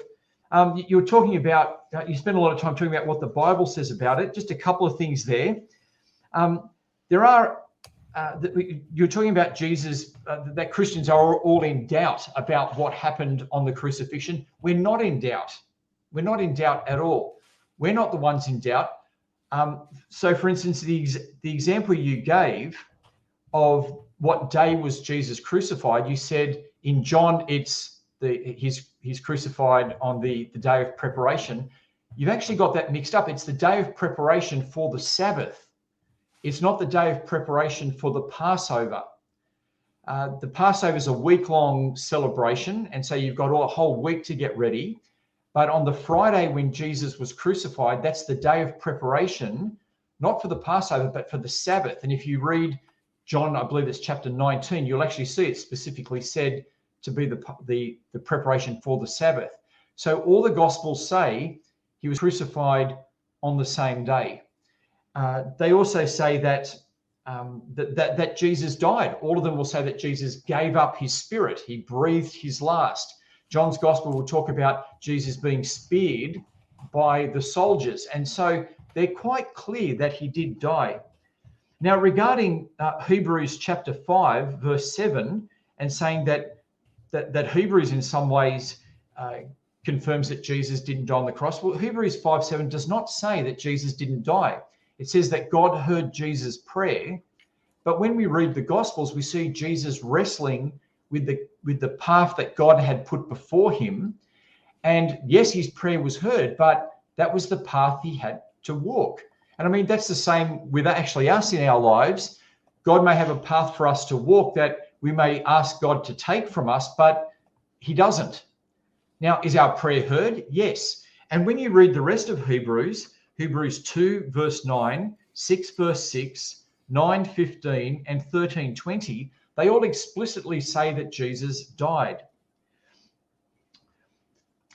Now, regarding Jesus' return, I want to come back to that because I don't think there are any grounds in the Qur'an for believing that Jesus is coming back.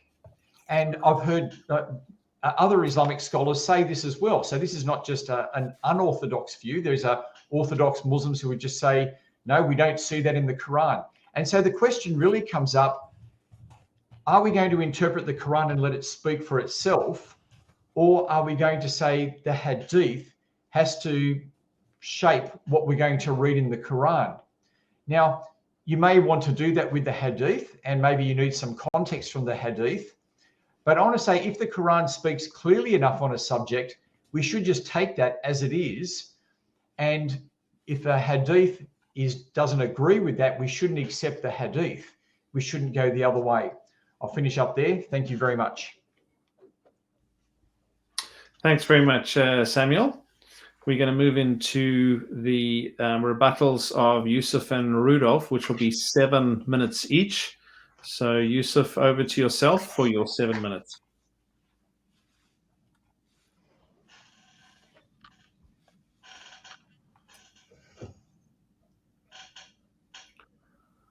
And Yusuf, you're on mute at the moment.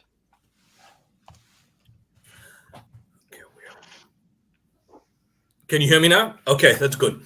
Well, thank you, Samuel, and thank you, Dr. Shabir, for that. I really enjoyed this discussion. Firstly, Samuel states that this verse does not speak, the verse 4157 is not a denial of a crucifixion. And he says 2 reasons that it is not the case. One, it does not say that Jesus did not die. Well, of course, it doesn't say that in a general sense he did not die, but it denies the fact that he was killed in the ordinary sense, and denies the fact that he was crucified, death by crucifixion. So what is it saying? When the Quran says they are saying they killed him, and the Quran is saying, or they crucified him, and the Quran is saying, well, they killed him not. Well, then the response is, well, then they killed him by crucifixion. The Quran says they didn't even do that. So it's وَمَا قَتَلُوهُ وَمَا صَلَبُوهُ. They killed him not, nor did they kill him by means of crucifixion. So how can you say the verse is not a denial of the crucifixion? If somebody's saying, well, they killed Samuel or they killed Yusuf, and I'm saying they didn't kill him, means that he's presumably alive. They didn't kill him. Now, if he dies later, naturally, a point can be made. But in this particular instance, there is a categorical denial of the crucifixion. You then ask about the question, what does shubbiha lahum mean? And if you look at, for example, the Lisan al-Arab, they tell us that shubbiha lahum may bear 2 interpretations. One, that he was made to be like it, to resemble, or that the matter was made dubious or obscure. The Ruh al-Ma'ani states that the meaning may be that the matter became dubious to them. So in a manner of speaking, what the Quran is saying is that it appears to them that he died or they killed him. And it appears to them that they succeeded in killing him by crucifixion. And what the Quran is saying, it is negativing the act of death by crucifixion. It is saying they didn't kill him. They didn't kill him by crucifixion, but it purportedly appeared to be that he died by crucifixion. And when you take that approach and you juxtapose it with the biblical narratives and the doubts and the contradictory reports and accounts, you can see why that basically makes sense on that particular issue. So what the Quran is doing is that it is negativing the act of death by crucifixion as a corrective measure of Christian belief on the issue. Because the Christian belief is not that salvation lies by just simply Jesus being put on the cross. The Christian belief is that Jesus died by crucifixion, as a result of which through his blood we attain his salvation. And the Quran is taking a corrective issue on that specific belief by saying they didn't kill him in the ordinary sense. They didn't kill him either by means of crucifixion. Whether he died or not subsequently is a secondary issue, and arguments can be made for or against. But the point is, in this instance, it is a categorical denial. You then raise Surah 3, verse 55, which is saying, in other words, God will tell Jesus, in Surah 3, verse 55, I will take you. If I could open up to Surah 3, verse 55, I will cause you or take you, or as you want to translate, cause you to die and exalt you. Again, Surah 3, verse 55 is not mentioned next to Surah 4, verse 157. It's mentioned separately. And at best, what you can do, Samuel, is that argument can be made at best for a subsequent natural death. It is not saying now that you can't juxtapose Surah 3 verse 55 with Surah 4 157 and then make the argument that, look, God killed him. But the point being made, it is not now confirming the crucifixion or death by crucifixion, which is categorically denied in Surah 4 verse 157. And the other point is this, is that as you've acknowledged quite clearly, that the Quran says, Allah yatawaffa al-anfusa hina mawtiha wallati lam tamut fi manamiha fayumsiku allati qada alayha al-mawta. That it is Allah that takes the souls of men at death. Some would argue symbolic, and those that die not, he takes during their sleep, those on whom he has passed a decree. Some would argue as symbolic, but what the word that is used there is wafa. Wafa, it is Allah who takes away the souls, wafa, at the time of their death, and those that die not during their sleep, in a symbolic sense. And in that instance, if you take into account that it has a multiplicity of meanings, it's not surprising why a lot of the commentators translate it as take, as opposed to causing you to die. You mentioned there's no mention of the second coming of Jesus in the Quran, but many people have pointed out, وَإِنَّهُ لَعِلْمُ لِسَاعَةُ فَلَا تَمْتَرُونَ بِهَا وَاتَّبِعُونَ هَذَا صِرَاطٌ مُسْتَقِيمٌ. Almost the majority of translators translate this as Jesus, referring to a particular proper noun. Jesus will be a sign of knowledge of the hour.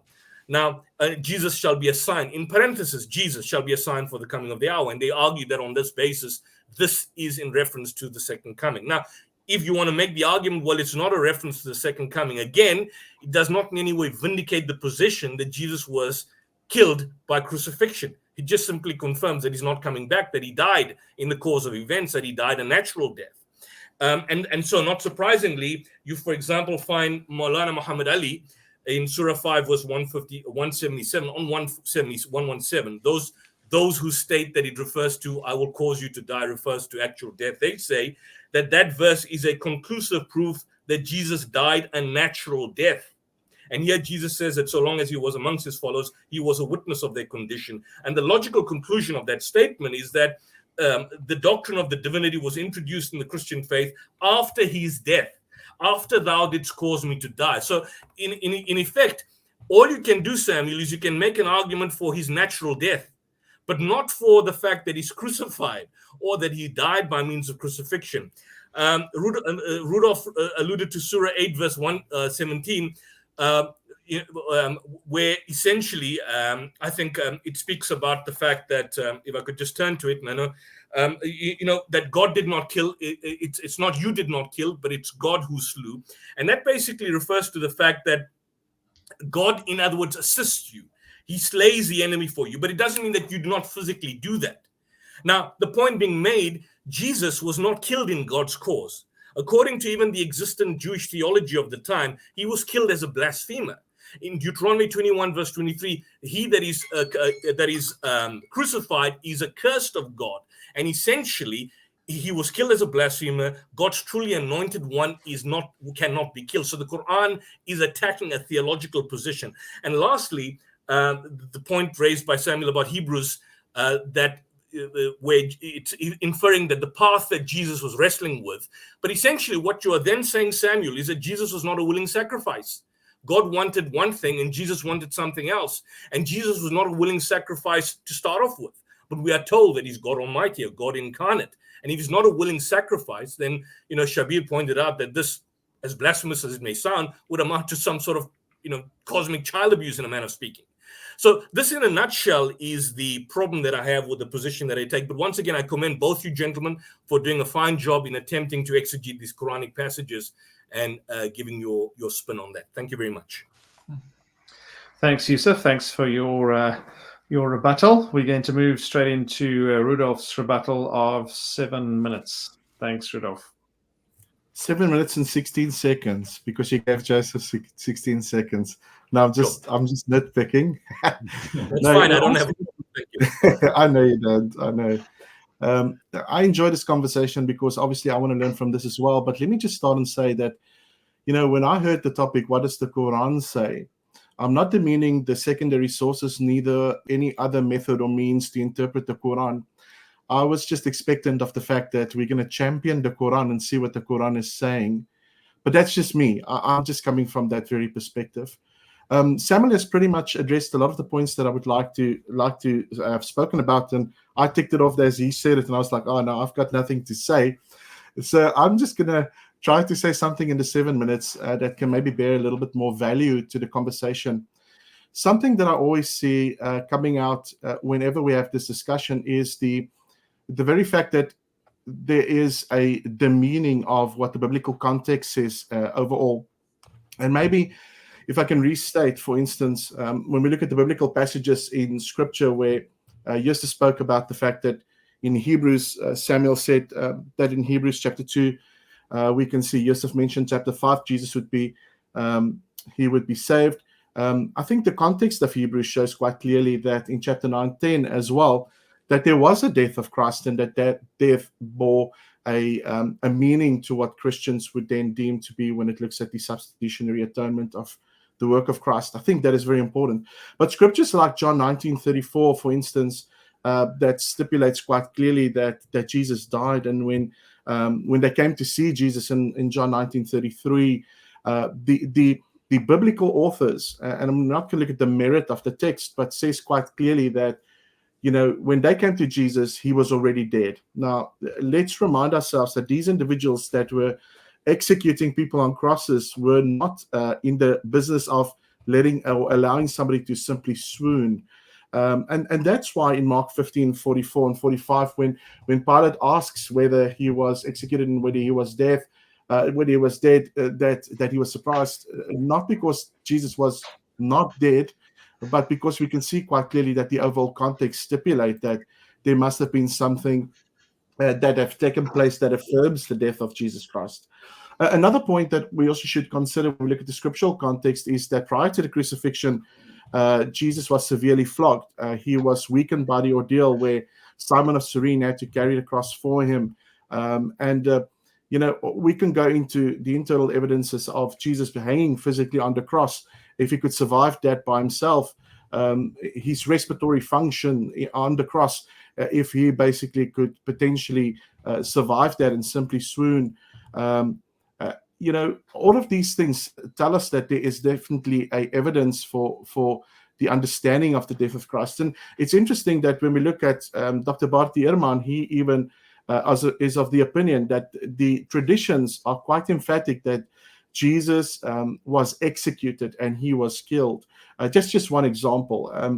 The interesting thing is that when we look at the rest of the scriptures, when we look at the other books that have been written in the New Testament, for instance, Peter speaks in 1 Peter chapter 2:24. He speaks of the fact that Jesus died for our sins. Like I said, if we look at 1 Corinthians 15:3-5, we can see also quite clearly that In the earliest days of Christianity, there was simply no doubt as to what the outcome would be concerning the person of Jesus Christ, his work, and also his death. And then Yusuf mentioned that, well, Tacitus and Josephus and all of these authors, some of what they've written is in doubt. But I would suggest that there are other authors as well that's a little bit earlier. If you look at Ignatius, if you look at Clement of Rome, if you look at some of these early church fathers, Justin Martyr, all of these affirm quite clearly and quite abrasively that Jesus died by death and by crucifixion. And therefore, I just want to champion that reality once more, that is the biblical imperative. For Christians, that is all we see, that's all we read, that's what we see predicted in Jesus when he walks the face of the earth, when he announces he's at the pinnacle point of his ministry that he will die on a cross. Some of his disciples even have a conversation with him surrounding that. But that is the point. But what is envisioned today is not what the biblical text is saying. But we are asking, what is the Qur'an saying? And I'm saying that when I read Surah 4, 157, 158, when I see what is described in chapter 355 and 5, 117, we can see that these verses are not explicitly saying that Jesus, did not die explicitly. They are basically speaking to a specific audience. When it speaks about the Jews the unbelieving Jews did not kill him, we know that. We know from the biblical imperative it was the Romans that killed him. So it is not that we can describe something different when we come to a conclusion, when we see the overall explanation of the Quranic text, but we can simply affirm that which is biblically rendered. And we can see quite clearly that when the Quranic context speaks, it speaks emphatically about what I've explained in my opening statement. The Quran speaks quite emphatically. And I think, Yusuf, I've mentioned Surah Al-Anfal in chapter 8, 17, where it speaks of, you did not kill them, but Allah killed them. It's interesting that Sayyid Nasir Hussain in his study Quran speaks, and he says from another perspective, that verse is understood to mean that, it is in Allah's relationship to creation, only him that bears the authority to take life from humanity. So I think that was the point I was trying to make from Surah Al-Af, that's chapter 50, 43. Again, when I look at the context of the Quran, the best way to explain these verses is to say, well, the Quran is not essentially denying what we've depicted to be true. When we look at the crucifixion of Christ, it is rather speaking directly from Allah's perspective, in the fact that he can see what we cannot, and therefore we have no knowledge, but there's a revealed knowledge in the Quran because he is the knower of the unseen, according to Al-Rad. That's chapter 13 of the Quran, ayat 9. And so proper knowledge is attributed to us because God is telling us that, the reality of the crucifixion of Jesus is something which is assumed to be stipulated in the Quran, yet it is affirmed in the fact that he's not dead, according to Al-Imran chapter 3, 169 and 3, 157 to 58. But he is alive. He's not death after death, or after his death on the cross. He was raised up to God. And so for Christians, we do not have any problem to look at these verses and say that the context of the Quran is describing a reality which explains the context of the Quran better for me. I don't have to go to Al-Razi. I love Al-Razi, read him, it's great, see his commentary about Jesus swinging on the cross. That is great, but what is the Quran saying? What is the Quran interpreting about the Quran? And I'll be honest, if I look at that context of the Quran, I can honestly say that is what I think the Quran is saying. I think it's a better explanation. And I'm excited. You're coming out of time, so I think we're going to have to move on. 16 seconds. Yeah, no, you went a little bit over those extra 16. But I think I'm going to have give him another 16. I don't know. I think a few extra. It's interesting listening to Rudolph. No. I just wanted to say that I can say it in 5 seconds. Yeah, sure. I think this discussion is actually adding value to what Dr. Shabir is saying and Yusuf is saying. We are not trying to detract from it. And I think if you read the Quran, it is really saying what we are trying to say. That's a great segue into the time of cross-examination. So just a reminder of how things will work. So We'll have 10 minutes each way, so 20 minutes in total. The first 10 minutes, Shabir and Yusuf will be asking Samuel and Rudolph any questions that they would like answers to, and then of course we'll go vice versa for the next 10. So I'm going to hand over to Shabir and Yusuf to then spend the next 10 minutes asking Samuel and Rudolph any particular questions they have. Yusuf, you want to start? I'll let you start. I started the last time, Dr. Shabir, and then I can follow through. Okay, then. All right. Let me just set my own timer here so we can keep track of what's happening. I can join in after you ask. That's fine. Yeah. Sure. Okay. All right. So, gentlemen, thank you so much for your very informative contributions. I noticed that there was some difference between Samuel and Rudolph in your response to my 5 principles. Samuel said he agrees with the 5 principles, and Rudolph, you seem to be suggesting that my 5 principles, at least 4 of them, would be a departure from the topic at hand, which is what does the Quran say? So you're not disputing the first principle that the Quran should be interpreted in the light of the Quran, and of course you've done an excellent job in trying to connect verse with verse.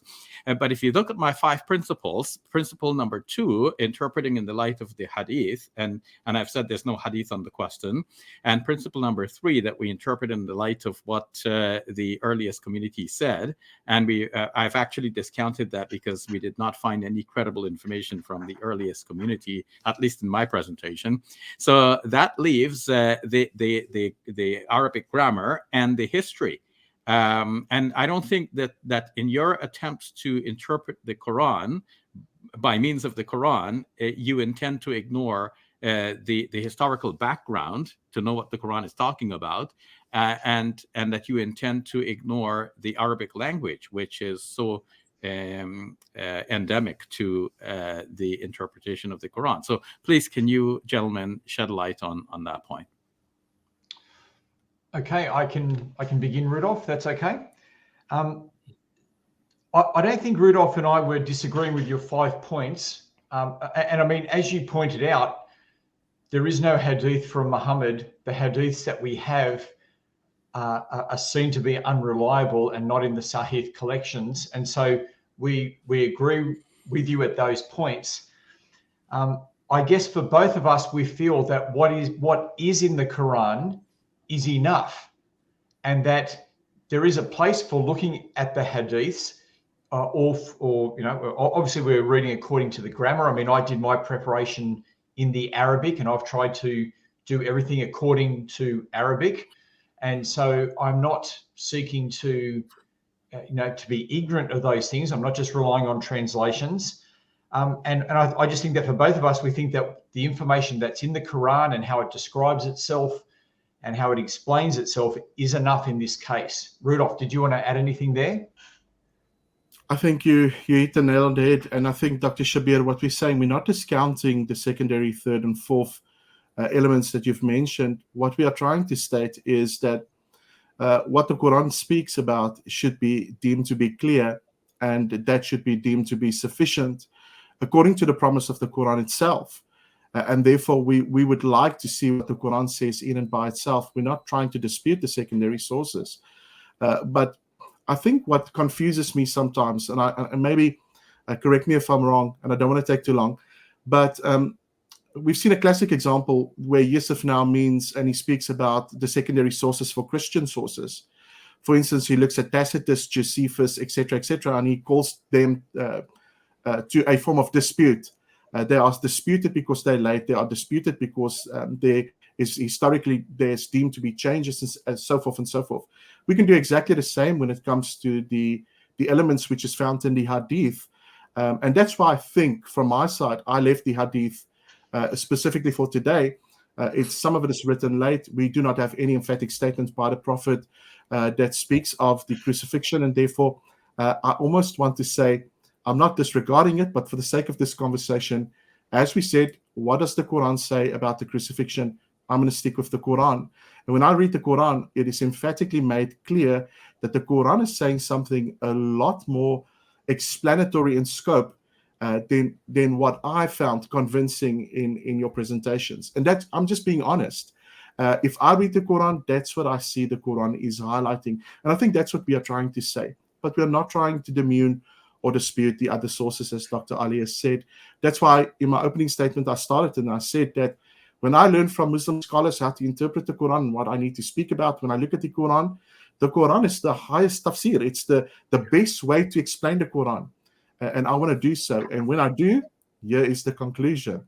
So it's something, like I said, that is in no way hostile. It's something that I would like for our adherents and our debate opponents to consider, because that is what the Quran is saying. That is all. There's no hostility intended in that, Dr. Ali. Yes. So, Rudolph and Samuel, while I did mention the 5 principles for the sake of completion, and I for completeness, and I showed how the 5 principles would apply to our interpretation of the verse, you must have noticed that what it comes down to in the end is that my statement that the Quranic word salb means to kill by means of crucifixion, that actually comes from another verse of the Quran, Surah 5, verse number 33, as both Yusuf and I have explained. So do you feel that there is something in our presentation that depended on the other sources of Quranic exegesis rather than the Quran itself on this particular point?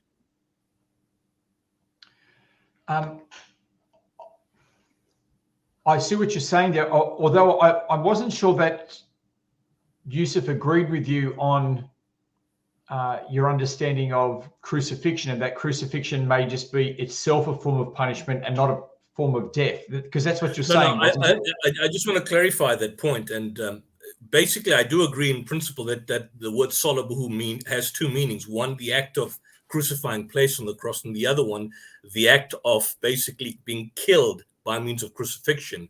And the point I was saying that in relation to 4 verse 157, it's negativing the normal act of execution and the act of being killed by being crucified. That's the point. So I'm in agreement with Dr. Shabir on that point. And I think the question he's asking is that in light of the fact that you mentioned secondary sources, there was nothing in our presentation which relied on secondary sources. In fact, I was taking into account what the Quran says and looking at the historical position. Well, by the way, I don't want to disrupt, but why I raise Tacitus and Josephus is because the attack is made generally that the Quran is ahistorical 600 years later, and we've got historical source documents, non-Christian like Josephus and Tacitus, which affirms the crucifixion. And that's why I attack the authenticity on that ground. So I just want to clarify that particular position. But coming back to Dr. Shabir's question, there was nothing in our presentation that went outside the source of the Quran.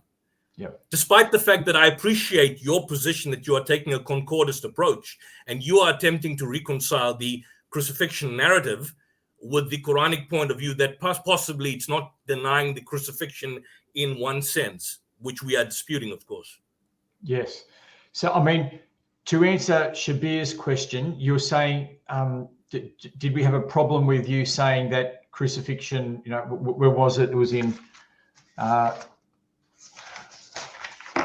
Surah 7, verse 124, about the use of the word crucifixion there.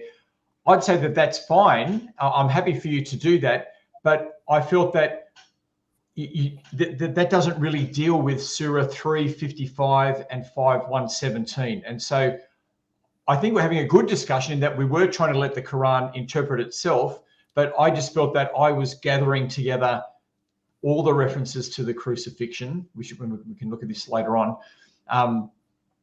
Whereas you weren't looking at all of those references about the crucifixion, rather just the word itself. So, yeah.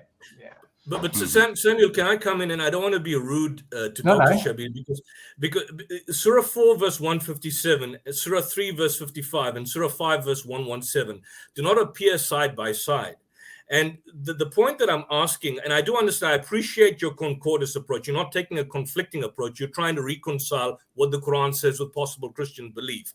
Do you accept this principle when the Quran says, "Shubbiha lahum," it appeared to be so?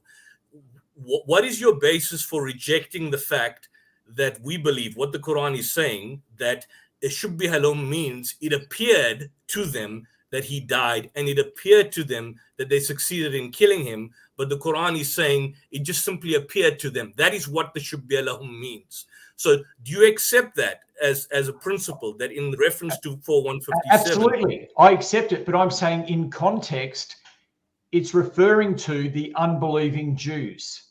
It's not talking about the disciples. But now, fine, that's fine. But then how do you then come to a conclusion that 5117 and 355 deals with crucifixion or him dying by crucifixion?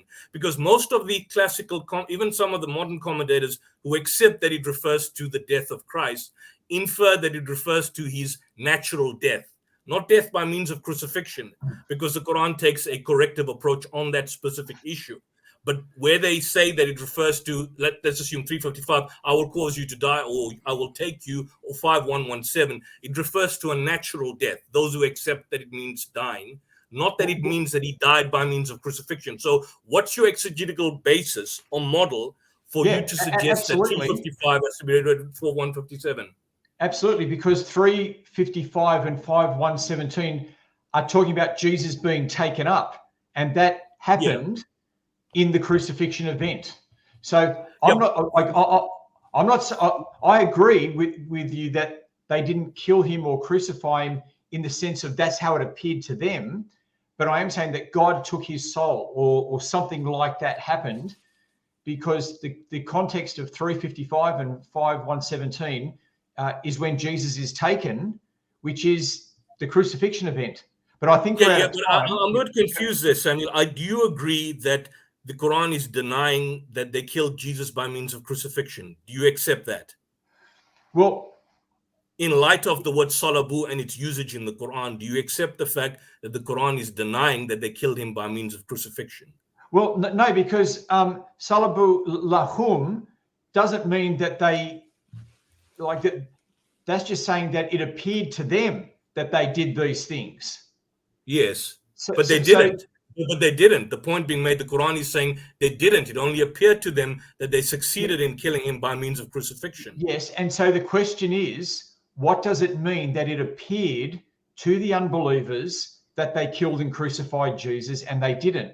Because the Quran doesn't say he died. It says they didn't kill him, and it even doesn't say they didn't kill him. It says it appeared to them that they killed and crucified him.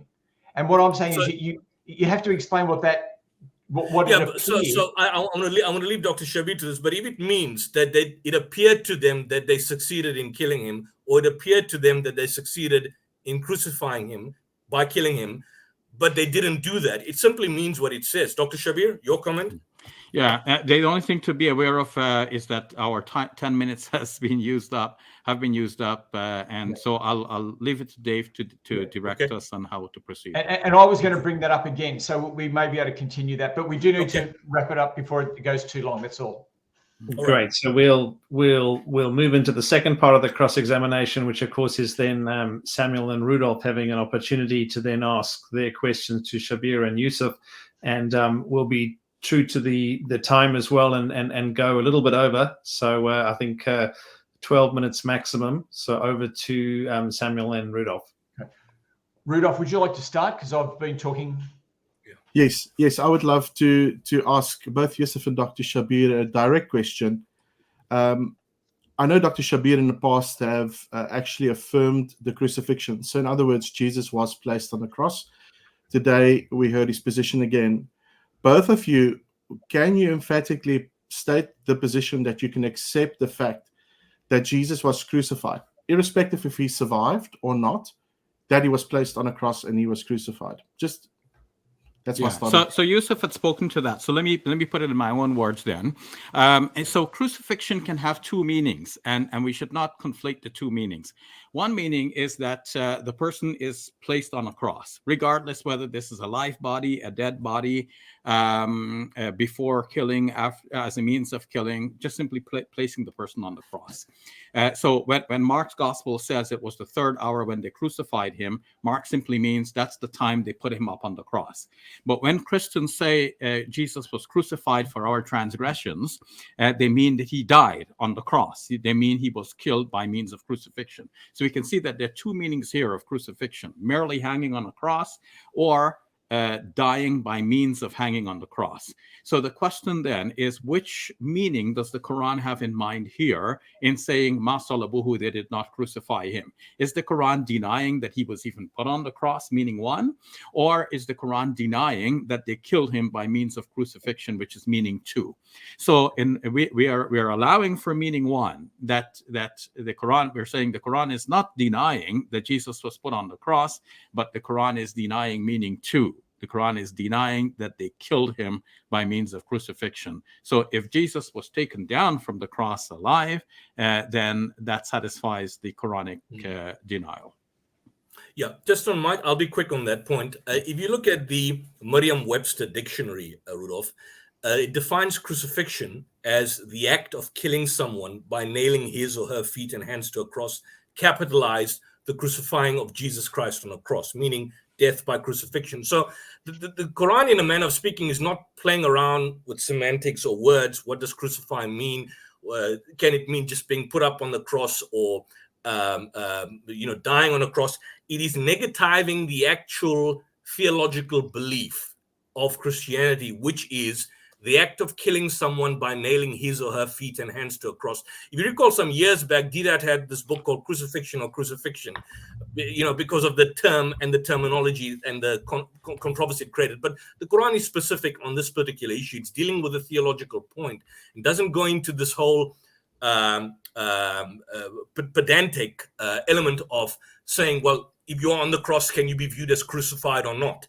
It's dealing specifically with an act of an individual, in this case, Jesus, being killed by being put on the cross. That's a definition of salabuhu in this context. And the Quran is saying that never happened. And in all the passages of the Quran where the word salabuhu is used, even in instance of Surah 20, Surah Taha, with the instance of Fir'aun, where Pharaoh says he will call, get them crucified. That's a punishment that is being used. It's used in the context of execution. So in other words, being put on the cross, just simply not for humiliation purposes, but being put on the cross for purposes of being killed. And that is, if we want to talk about not going to outside sources and just sticking to the Quran, which is what I commend you gentlemen for doing, then from the Quranic point of view, the word salabuhu means being killed on a cross. And the Quran is saying they didn't kill him in that fashion, but shubbiha lahum, but it appeared to be so. It appeared that he died by crucifixion. It appeared. Thanks so much, Yusuf. Thank you, Yusuf. I don't want to interrupt you, but that is exactly what I wanted to ask, just as a follow-up question. Dr. Ali mentioned Surah 7:124, 277, 533. And for me, when I read that, or when I listened to the presentation, when you guys brought it together, it seems like the crucifixion and what was spoken of Pharaoh, the execution seemed to indicate a sure death, not an escape. Now, how do you apply that to Jesus? And then you say, no, but he escaped death, but in this instance, it's interpreted differently. There seems to be a disparity in the interpretation of those two concepts, especially when you look at the different texts. So thanks for answering that. I've got another question, but I know Samuel also wants to ask questions, so I'm going to leave it to him. I just had a quick one. Yusuf, several times in your presentation and rebuttals, you were saying that it's referring to Christians who, that Surah 4:157 is referring to Christians who are in doubt about those things, but there's nothing in the context to just say that it's referring to Christians. The charge, as we had from the reading that we had at the beginning, it's all about Jews and their unbelief. So how do you get the idea that Christians are in doubt at all from the Quran, from those verses? Where does it say Christians are in doubt? No, it doesn't say in that particular passage that Christians are in doubt, but it's dealing with a theological problem existing within Christianity. Now, when it says those who differ therein are in doubt by it, that doubt is manifest and, in fact, is apparent in the New Testament. And the passages that I essentially gave, for example, whereby the time factor is coming into consideration, whereby, for example, the Pharisees come to Pilate and ask Pilate to make the sepulchre be sure until the third day, lest his disciples come and steal him and say he's risen from the dead. The last error shall be worse than the first. It's quite clear that there was not a conclusive belief there amongst the Jews at that time that they were successful in relation to their crucifixion. The first error, if you look at Matthew 27:64, was that possibly Jesus had been taken off much earlier than was necessary. His bones were not broken, therefore he would not be killed by crucifixion. And so their concern, if their concern came to fruition, they attempted to come to Pilate to say, make the sepulchre secure. So if he didn't die by means of crucifixion, then he would die by means of being suffocated in relation to being put in the particular tomb. So that's a particular doubt that you see. There's a doubt of Pilate.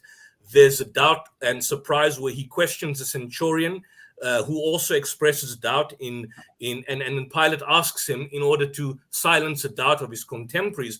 But more specifically, what is a greater doubt is that I made the earlier point that nowhere in the Gospels do you have a single positive eyewitness statement that Jesus in fact died on the cross, that he was dead, and when they removed him from the cross or placed in the tomb, they placed a dead body. You don't have an eyewitness account. So what the gospel writers do is that they are compelled to introduce the woman, and many other women came from Jerusalem and so on. So that's the doubt that I would believe the Quran is referring to when you juxtapose the Quranic statement in 4:157 with the biblical narrative.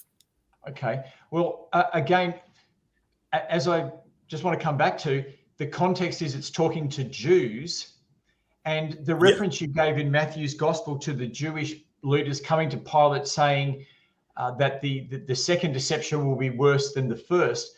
The first deception was that Jesus was being considered the Messiah.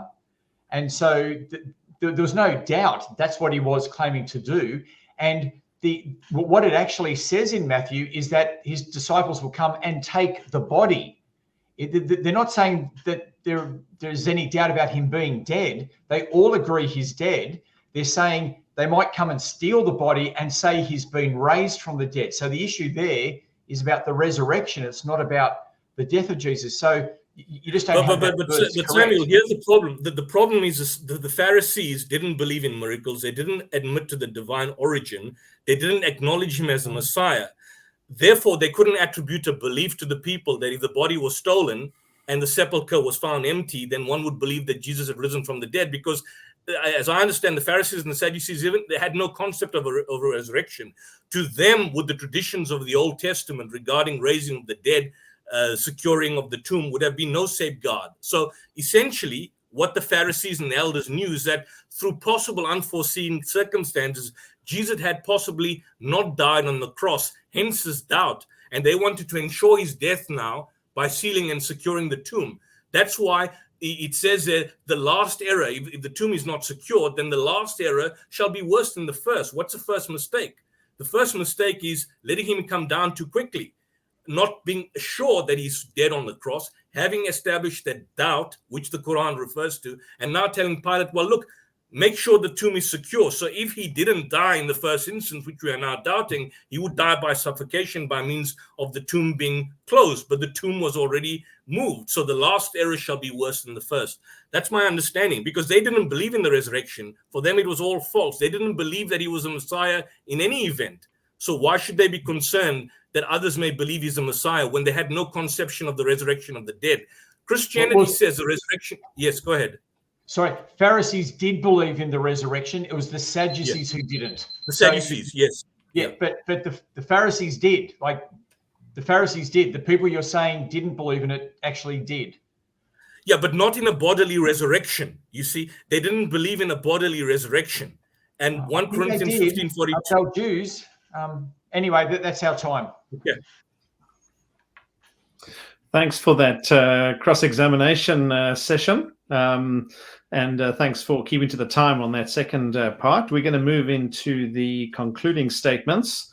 And we're going to start off with, firstly, Rudolph and Yusuf, who will have 3 minutes each. So, Rudolph, I'm going to hand over to you for your closing statement of 3 minutes.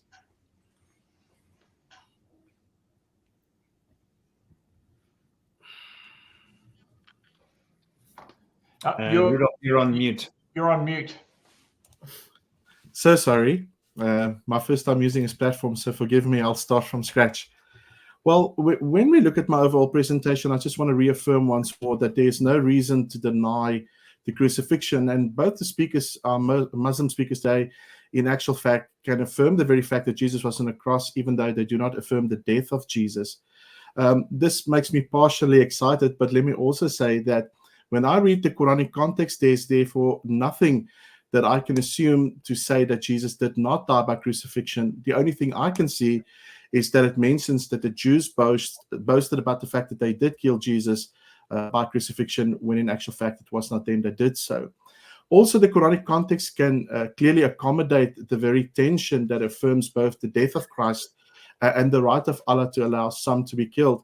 And then I also showed that the Quran tells us about the unseen realities of the crucifixion, which is then recorded by Allah, and then clearly telling us that even though Jesus was assumed to be dead, or we should say crucified, we can see quite clearly that the reality of his death is not the end of his life, because he's seen, like the martyrs of old, as it is stipulated in chapter 13, verse 9 of the Quran, that he is still alive. So we are limited by what is seen. God is not limited by what is seen. So we can see quite clearly that the crucifixion is not something that is explicitly denied, neither the death of Jesus, when we look at the Quranic context. So what I would say is that we must let the Quran speak, and what the Quran is saying happened as we see it stipulated on the cross, and we must let the Quran also interpret itself. And when I look at the way in which me and Samuel today endeavored to commonly interpret the Quran and what the Quran says about the crucifixion and the death of Jesus Christ, I think we can conclude that the Quran in and of itself can accommodate our perspectives. Also, what is very important for us is that when we look at the Quranic context, we can see quite clearly that Muslims can affirm the crucifixion and with a surety say that Jesus was definitely on the cross.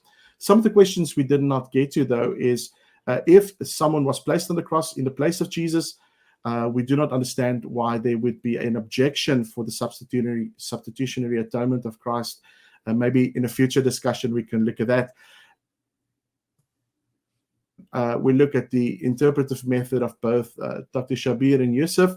In past conversations, they did mention that we should always interpret the clear from the unclear, and we did agree to that. And the clear explanation from the Quran tells us quite clearly what happened to Jesus.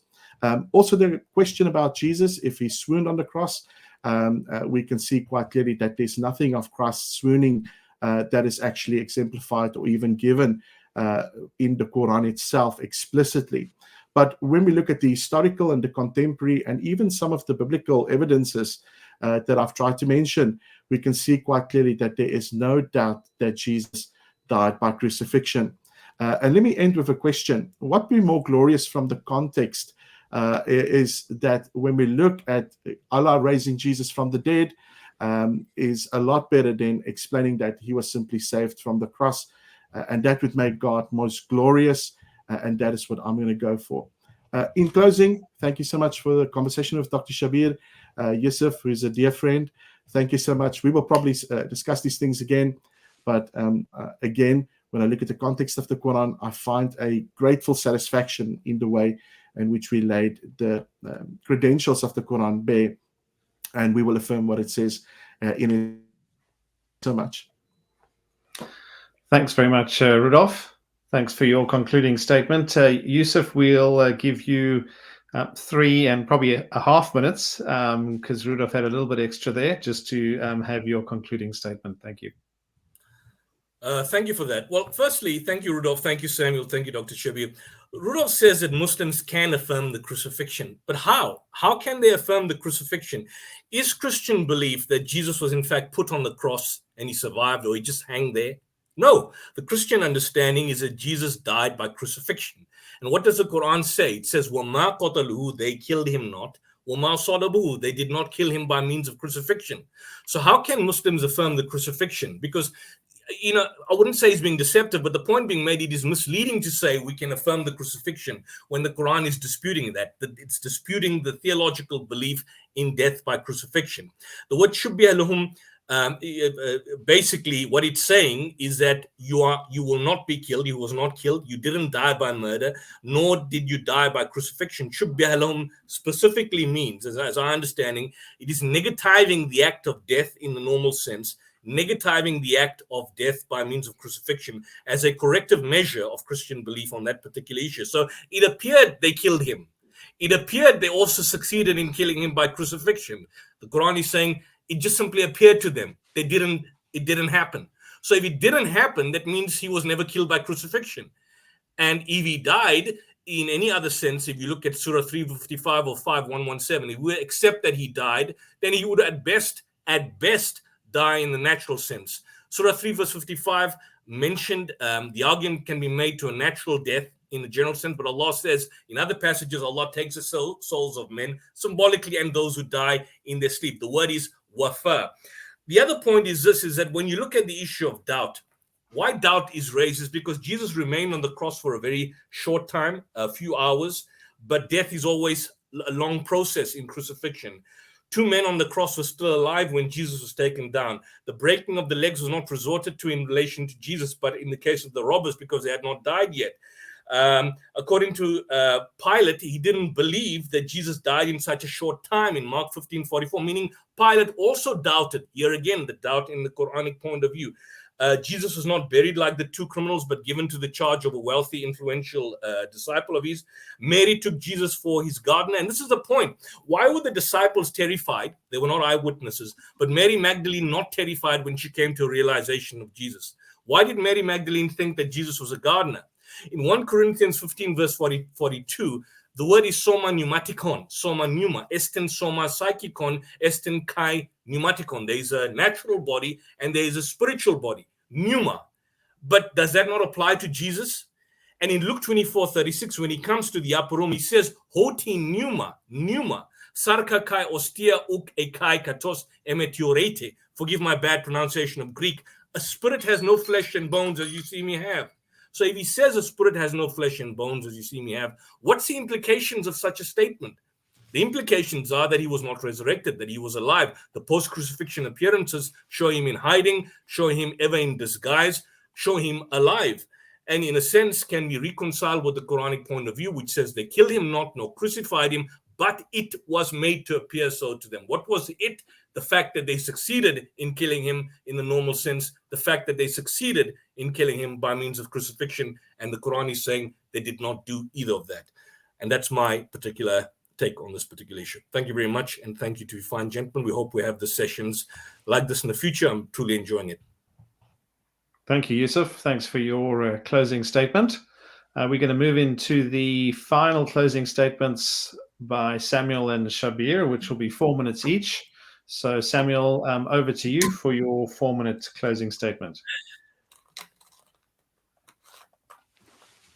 Samuel, you're on mute. I wish to thank Shabir and Yusuf for being part of this today. I actually think that we've made progress in a whole range of ways. I've been involved in Christian-Muslim dialogue for several decades now, and I actually think that we are listening to each other and having to respond to arguments that are brought up. And I think that today has been a good example of this. If I've understood them correctly, both Yusuf and Shabir are saying that Jesus was crucified, but not unto death in the Christian understanding. And I think that is some progress. That is some progress.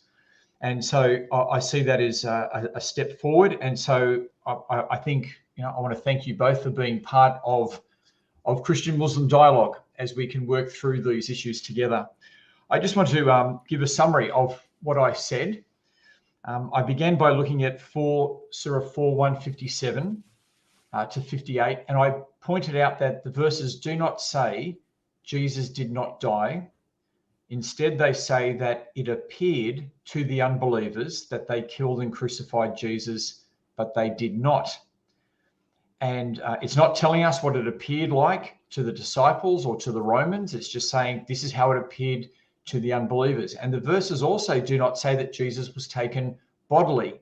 And I quoted Madudi on that, who even agreed that the verses aren't saying Jesus was taken bodily, and he may have been taken just the soul or soul and body. You can't tell from the Quran.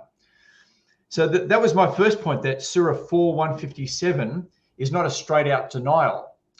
My second point was to look at the word tawafa, and how it's used in Surah 3:55 and 5:117. And we looked at all of the references there. There are 22 other references. And on every occasion, it has to do with the taking of the soul and to do with death. And even when the taking of the soul in sleep, it has to do with death, because if Allah doesn't give the soul back, you'll stay dead. And so it always has to do with death. And Surah 3:55 and 5:117, when you read them, are all about Jesus being taken, which is the crucifixion event. And so my argument was that we need to take all of the verses about the same event together, and that when we do this, we see that it's Allah taking the soul of Jesus, or Jesus dying as a martyr, and the Qur'an describing his death as a martyr, or something like that. But as Rudolph brought up in his presentation, the Qur'an claims to not just show you what appears to be the case, but it tells you things from God's perspective, the unseen. So there's the seen, which is what appears to be the case, but also the unseen. And the Qur'an tells you the unseen realities. And this is my understanding, that the Qur'an's description of the crucifixion is describing the unseen realities of that event, and how it was God who took Jesus and no one else. So I'll finish up there.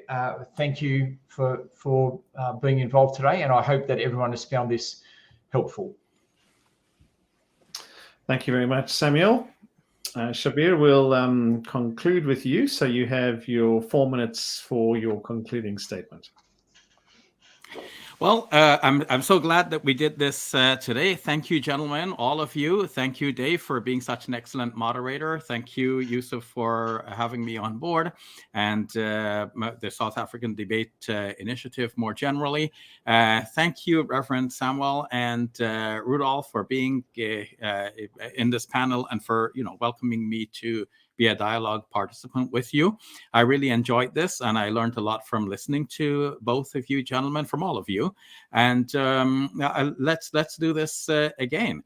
Now, as for the matters which we discussed, I hear from Reverend Samuel and Rudolph a very respectful approach towards the Quran, and a keen interest in tying together verses to interpret other verses, and that is all respectable. Their conclusion is also a respectable one that is shared by many academics today.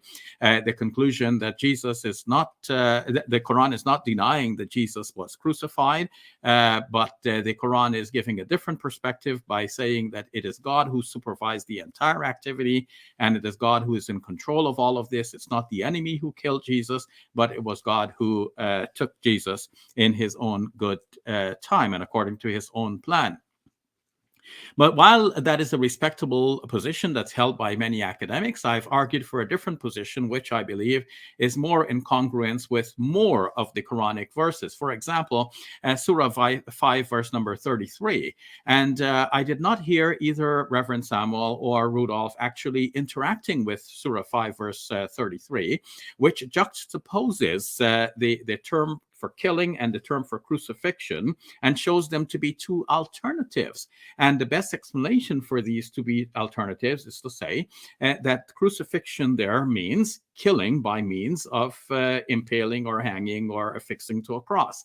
And the same meaning has to apply to the same two juxtaposed words which are in Surah 4, verse 157, where it says, they killed him not, nor did they crucify him. In this case too, crucify must mean that the denial must mean that they did not kill him by means of crucifixion, which allows for Jesus to be on the cross, but he must have been taken down alive. Now, Reverend Samuel says, but look at Surah 3, verse 55 and Surah 5, verse 117. Notice that I mentioned these verses in my opening presentation towards the end.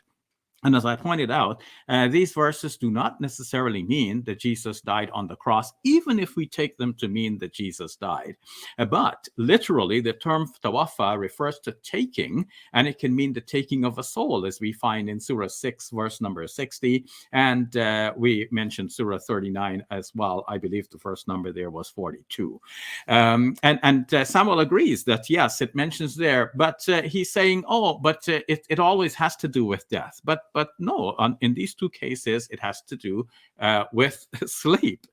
So it is possible that God takes the soul in sleep and returns the soul. And Samuel says, well, this is a particularly Islamic concept, that death is the sister of sleep. But notice that in the Bible, in many verses, sleep is akin to death. For example, in one of the most famous passages in the Bible is where Paul says that Jesus has been seen by over 500 witnesses, most of whom are still alive, but some have fallen asleep. Fallen asleep here means that they died. It's another way of speaking of death. So I think the idea that sleep is akin to death is shared by Muslims and Christians. And when the Quran is speaking about God taking Jesus, it's more appropriate to say that God took him in sleep. God rescued him from his enemies and saved him from being killed on the cross. Thank you all very much. Thank you very much, Shabir, and thank you to each of our speakers. So just a big thank you for all the preparation that you've been putting in over the last couple of days and weeks. And also thanks so much for the respectful tone of the discussions. It really was great engagement, great to be together again. And we're looking forward to future debates in the future. So also a thank you to all of our online viewers. We hope that you really enjoyed these discussions and that they were really fruitful. And we're looking forward to engaging in the future. So from my side, to everyone, to the speakers, and to everyone who's online, good morning, good afternoon, and good evening, wherever you are in the world. Thank you very much.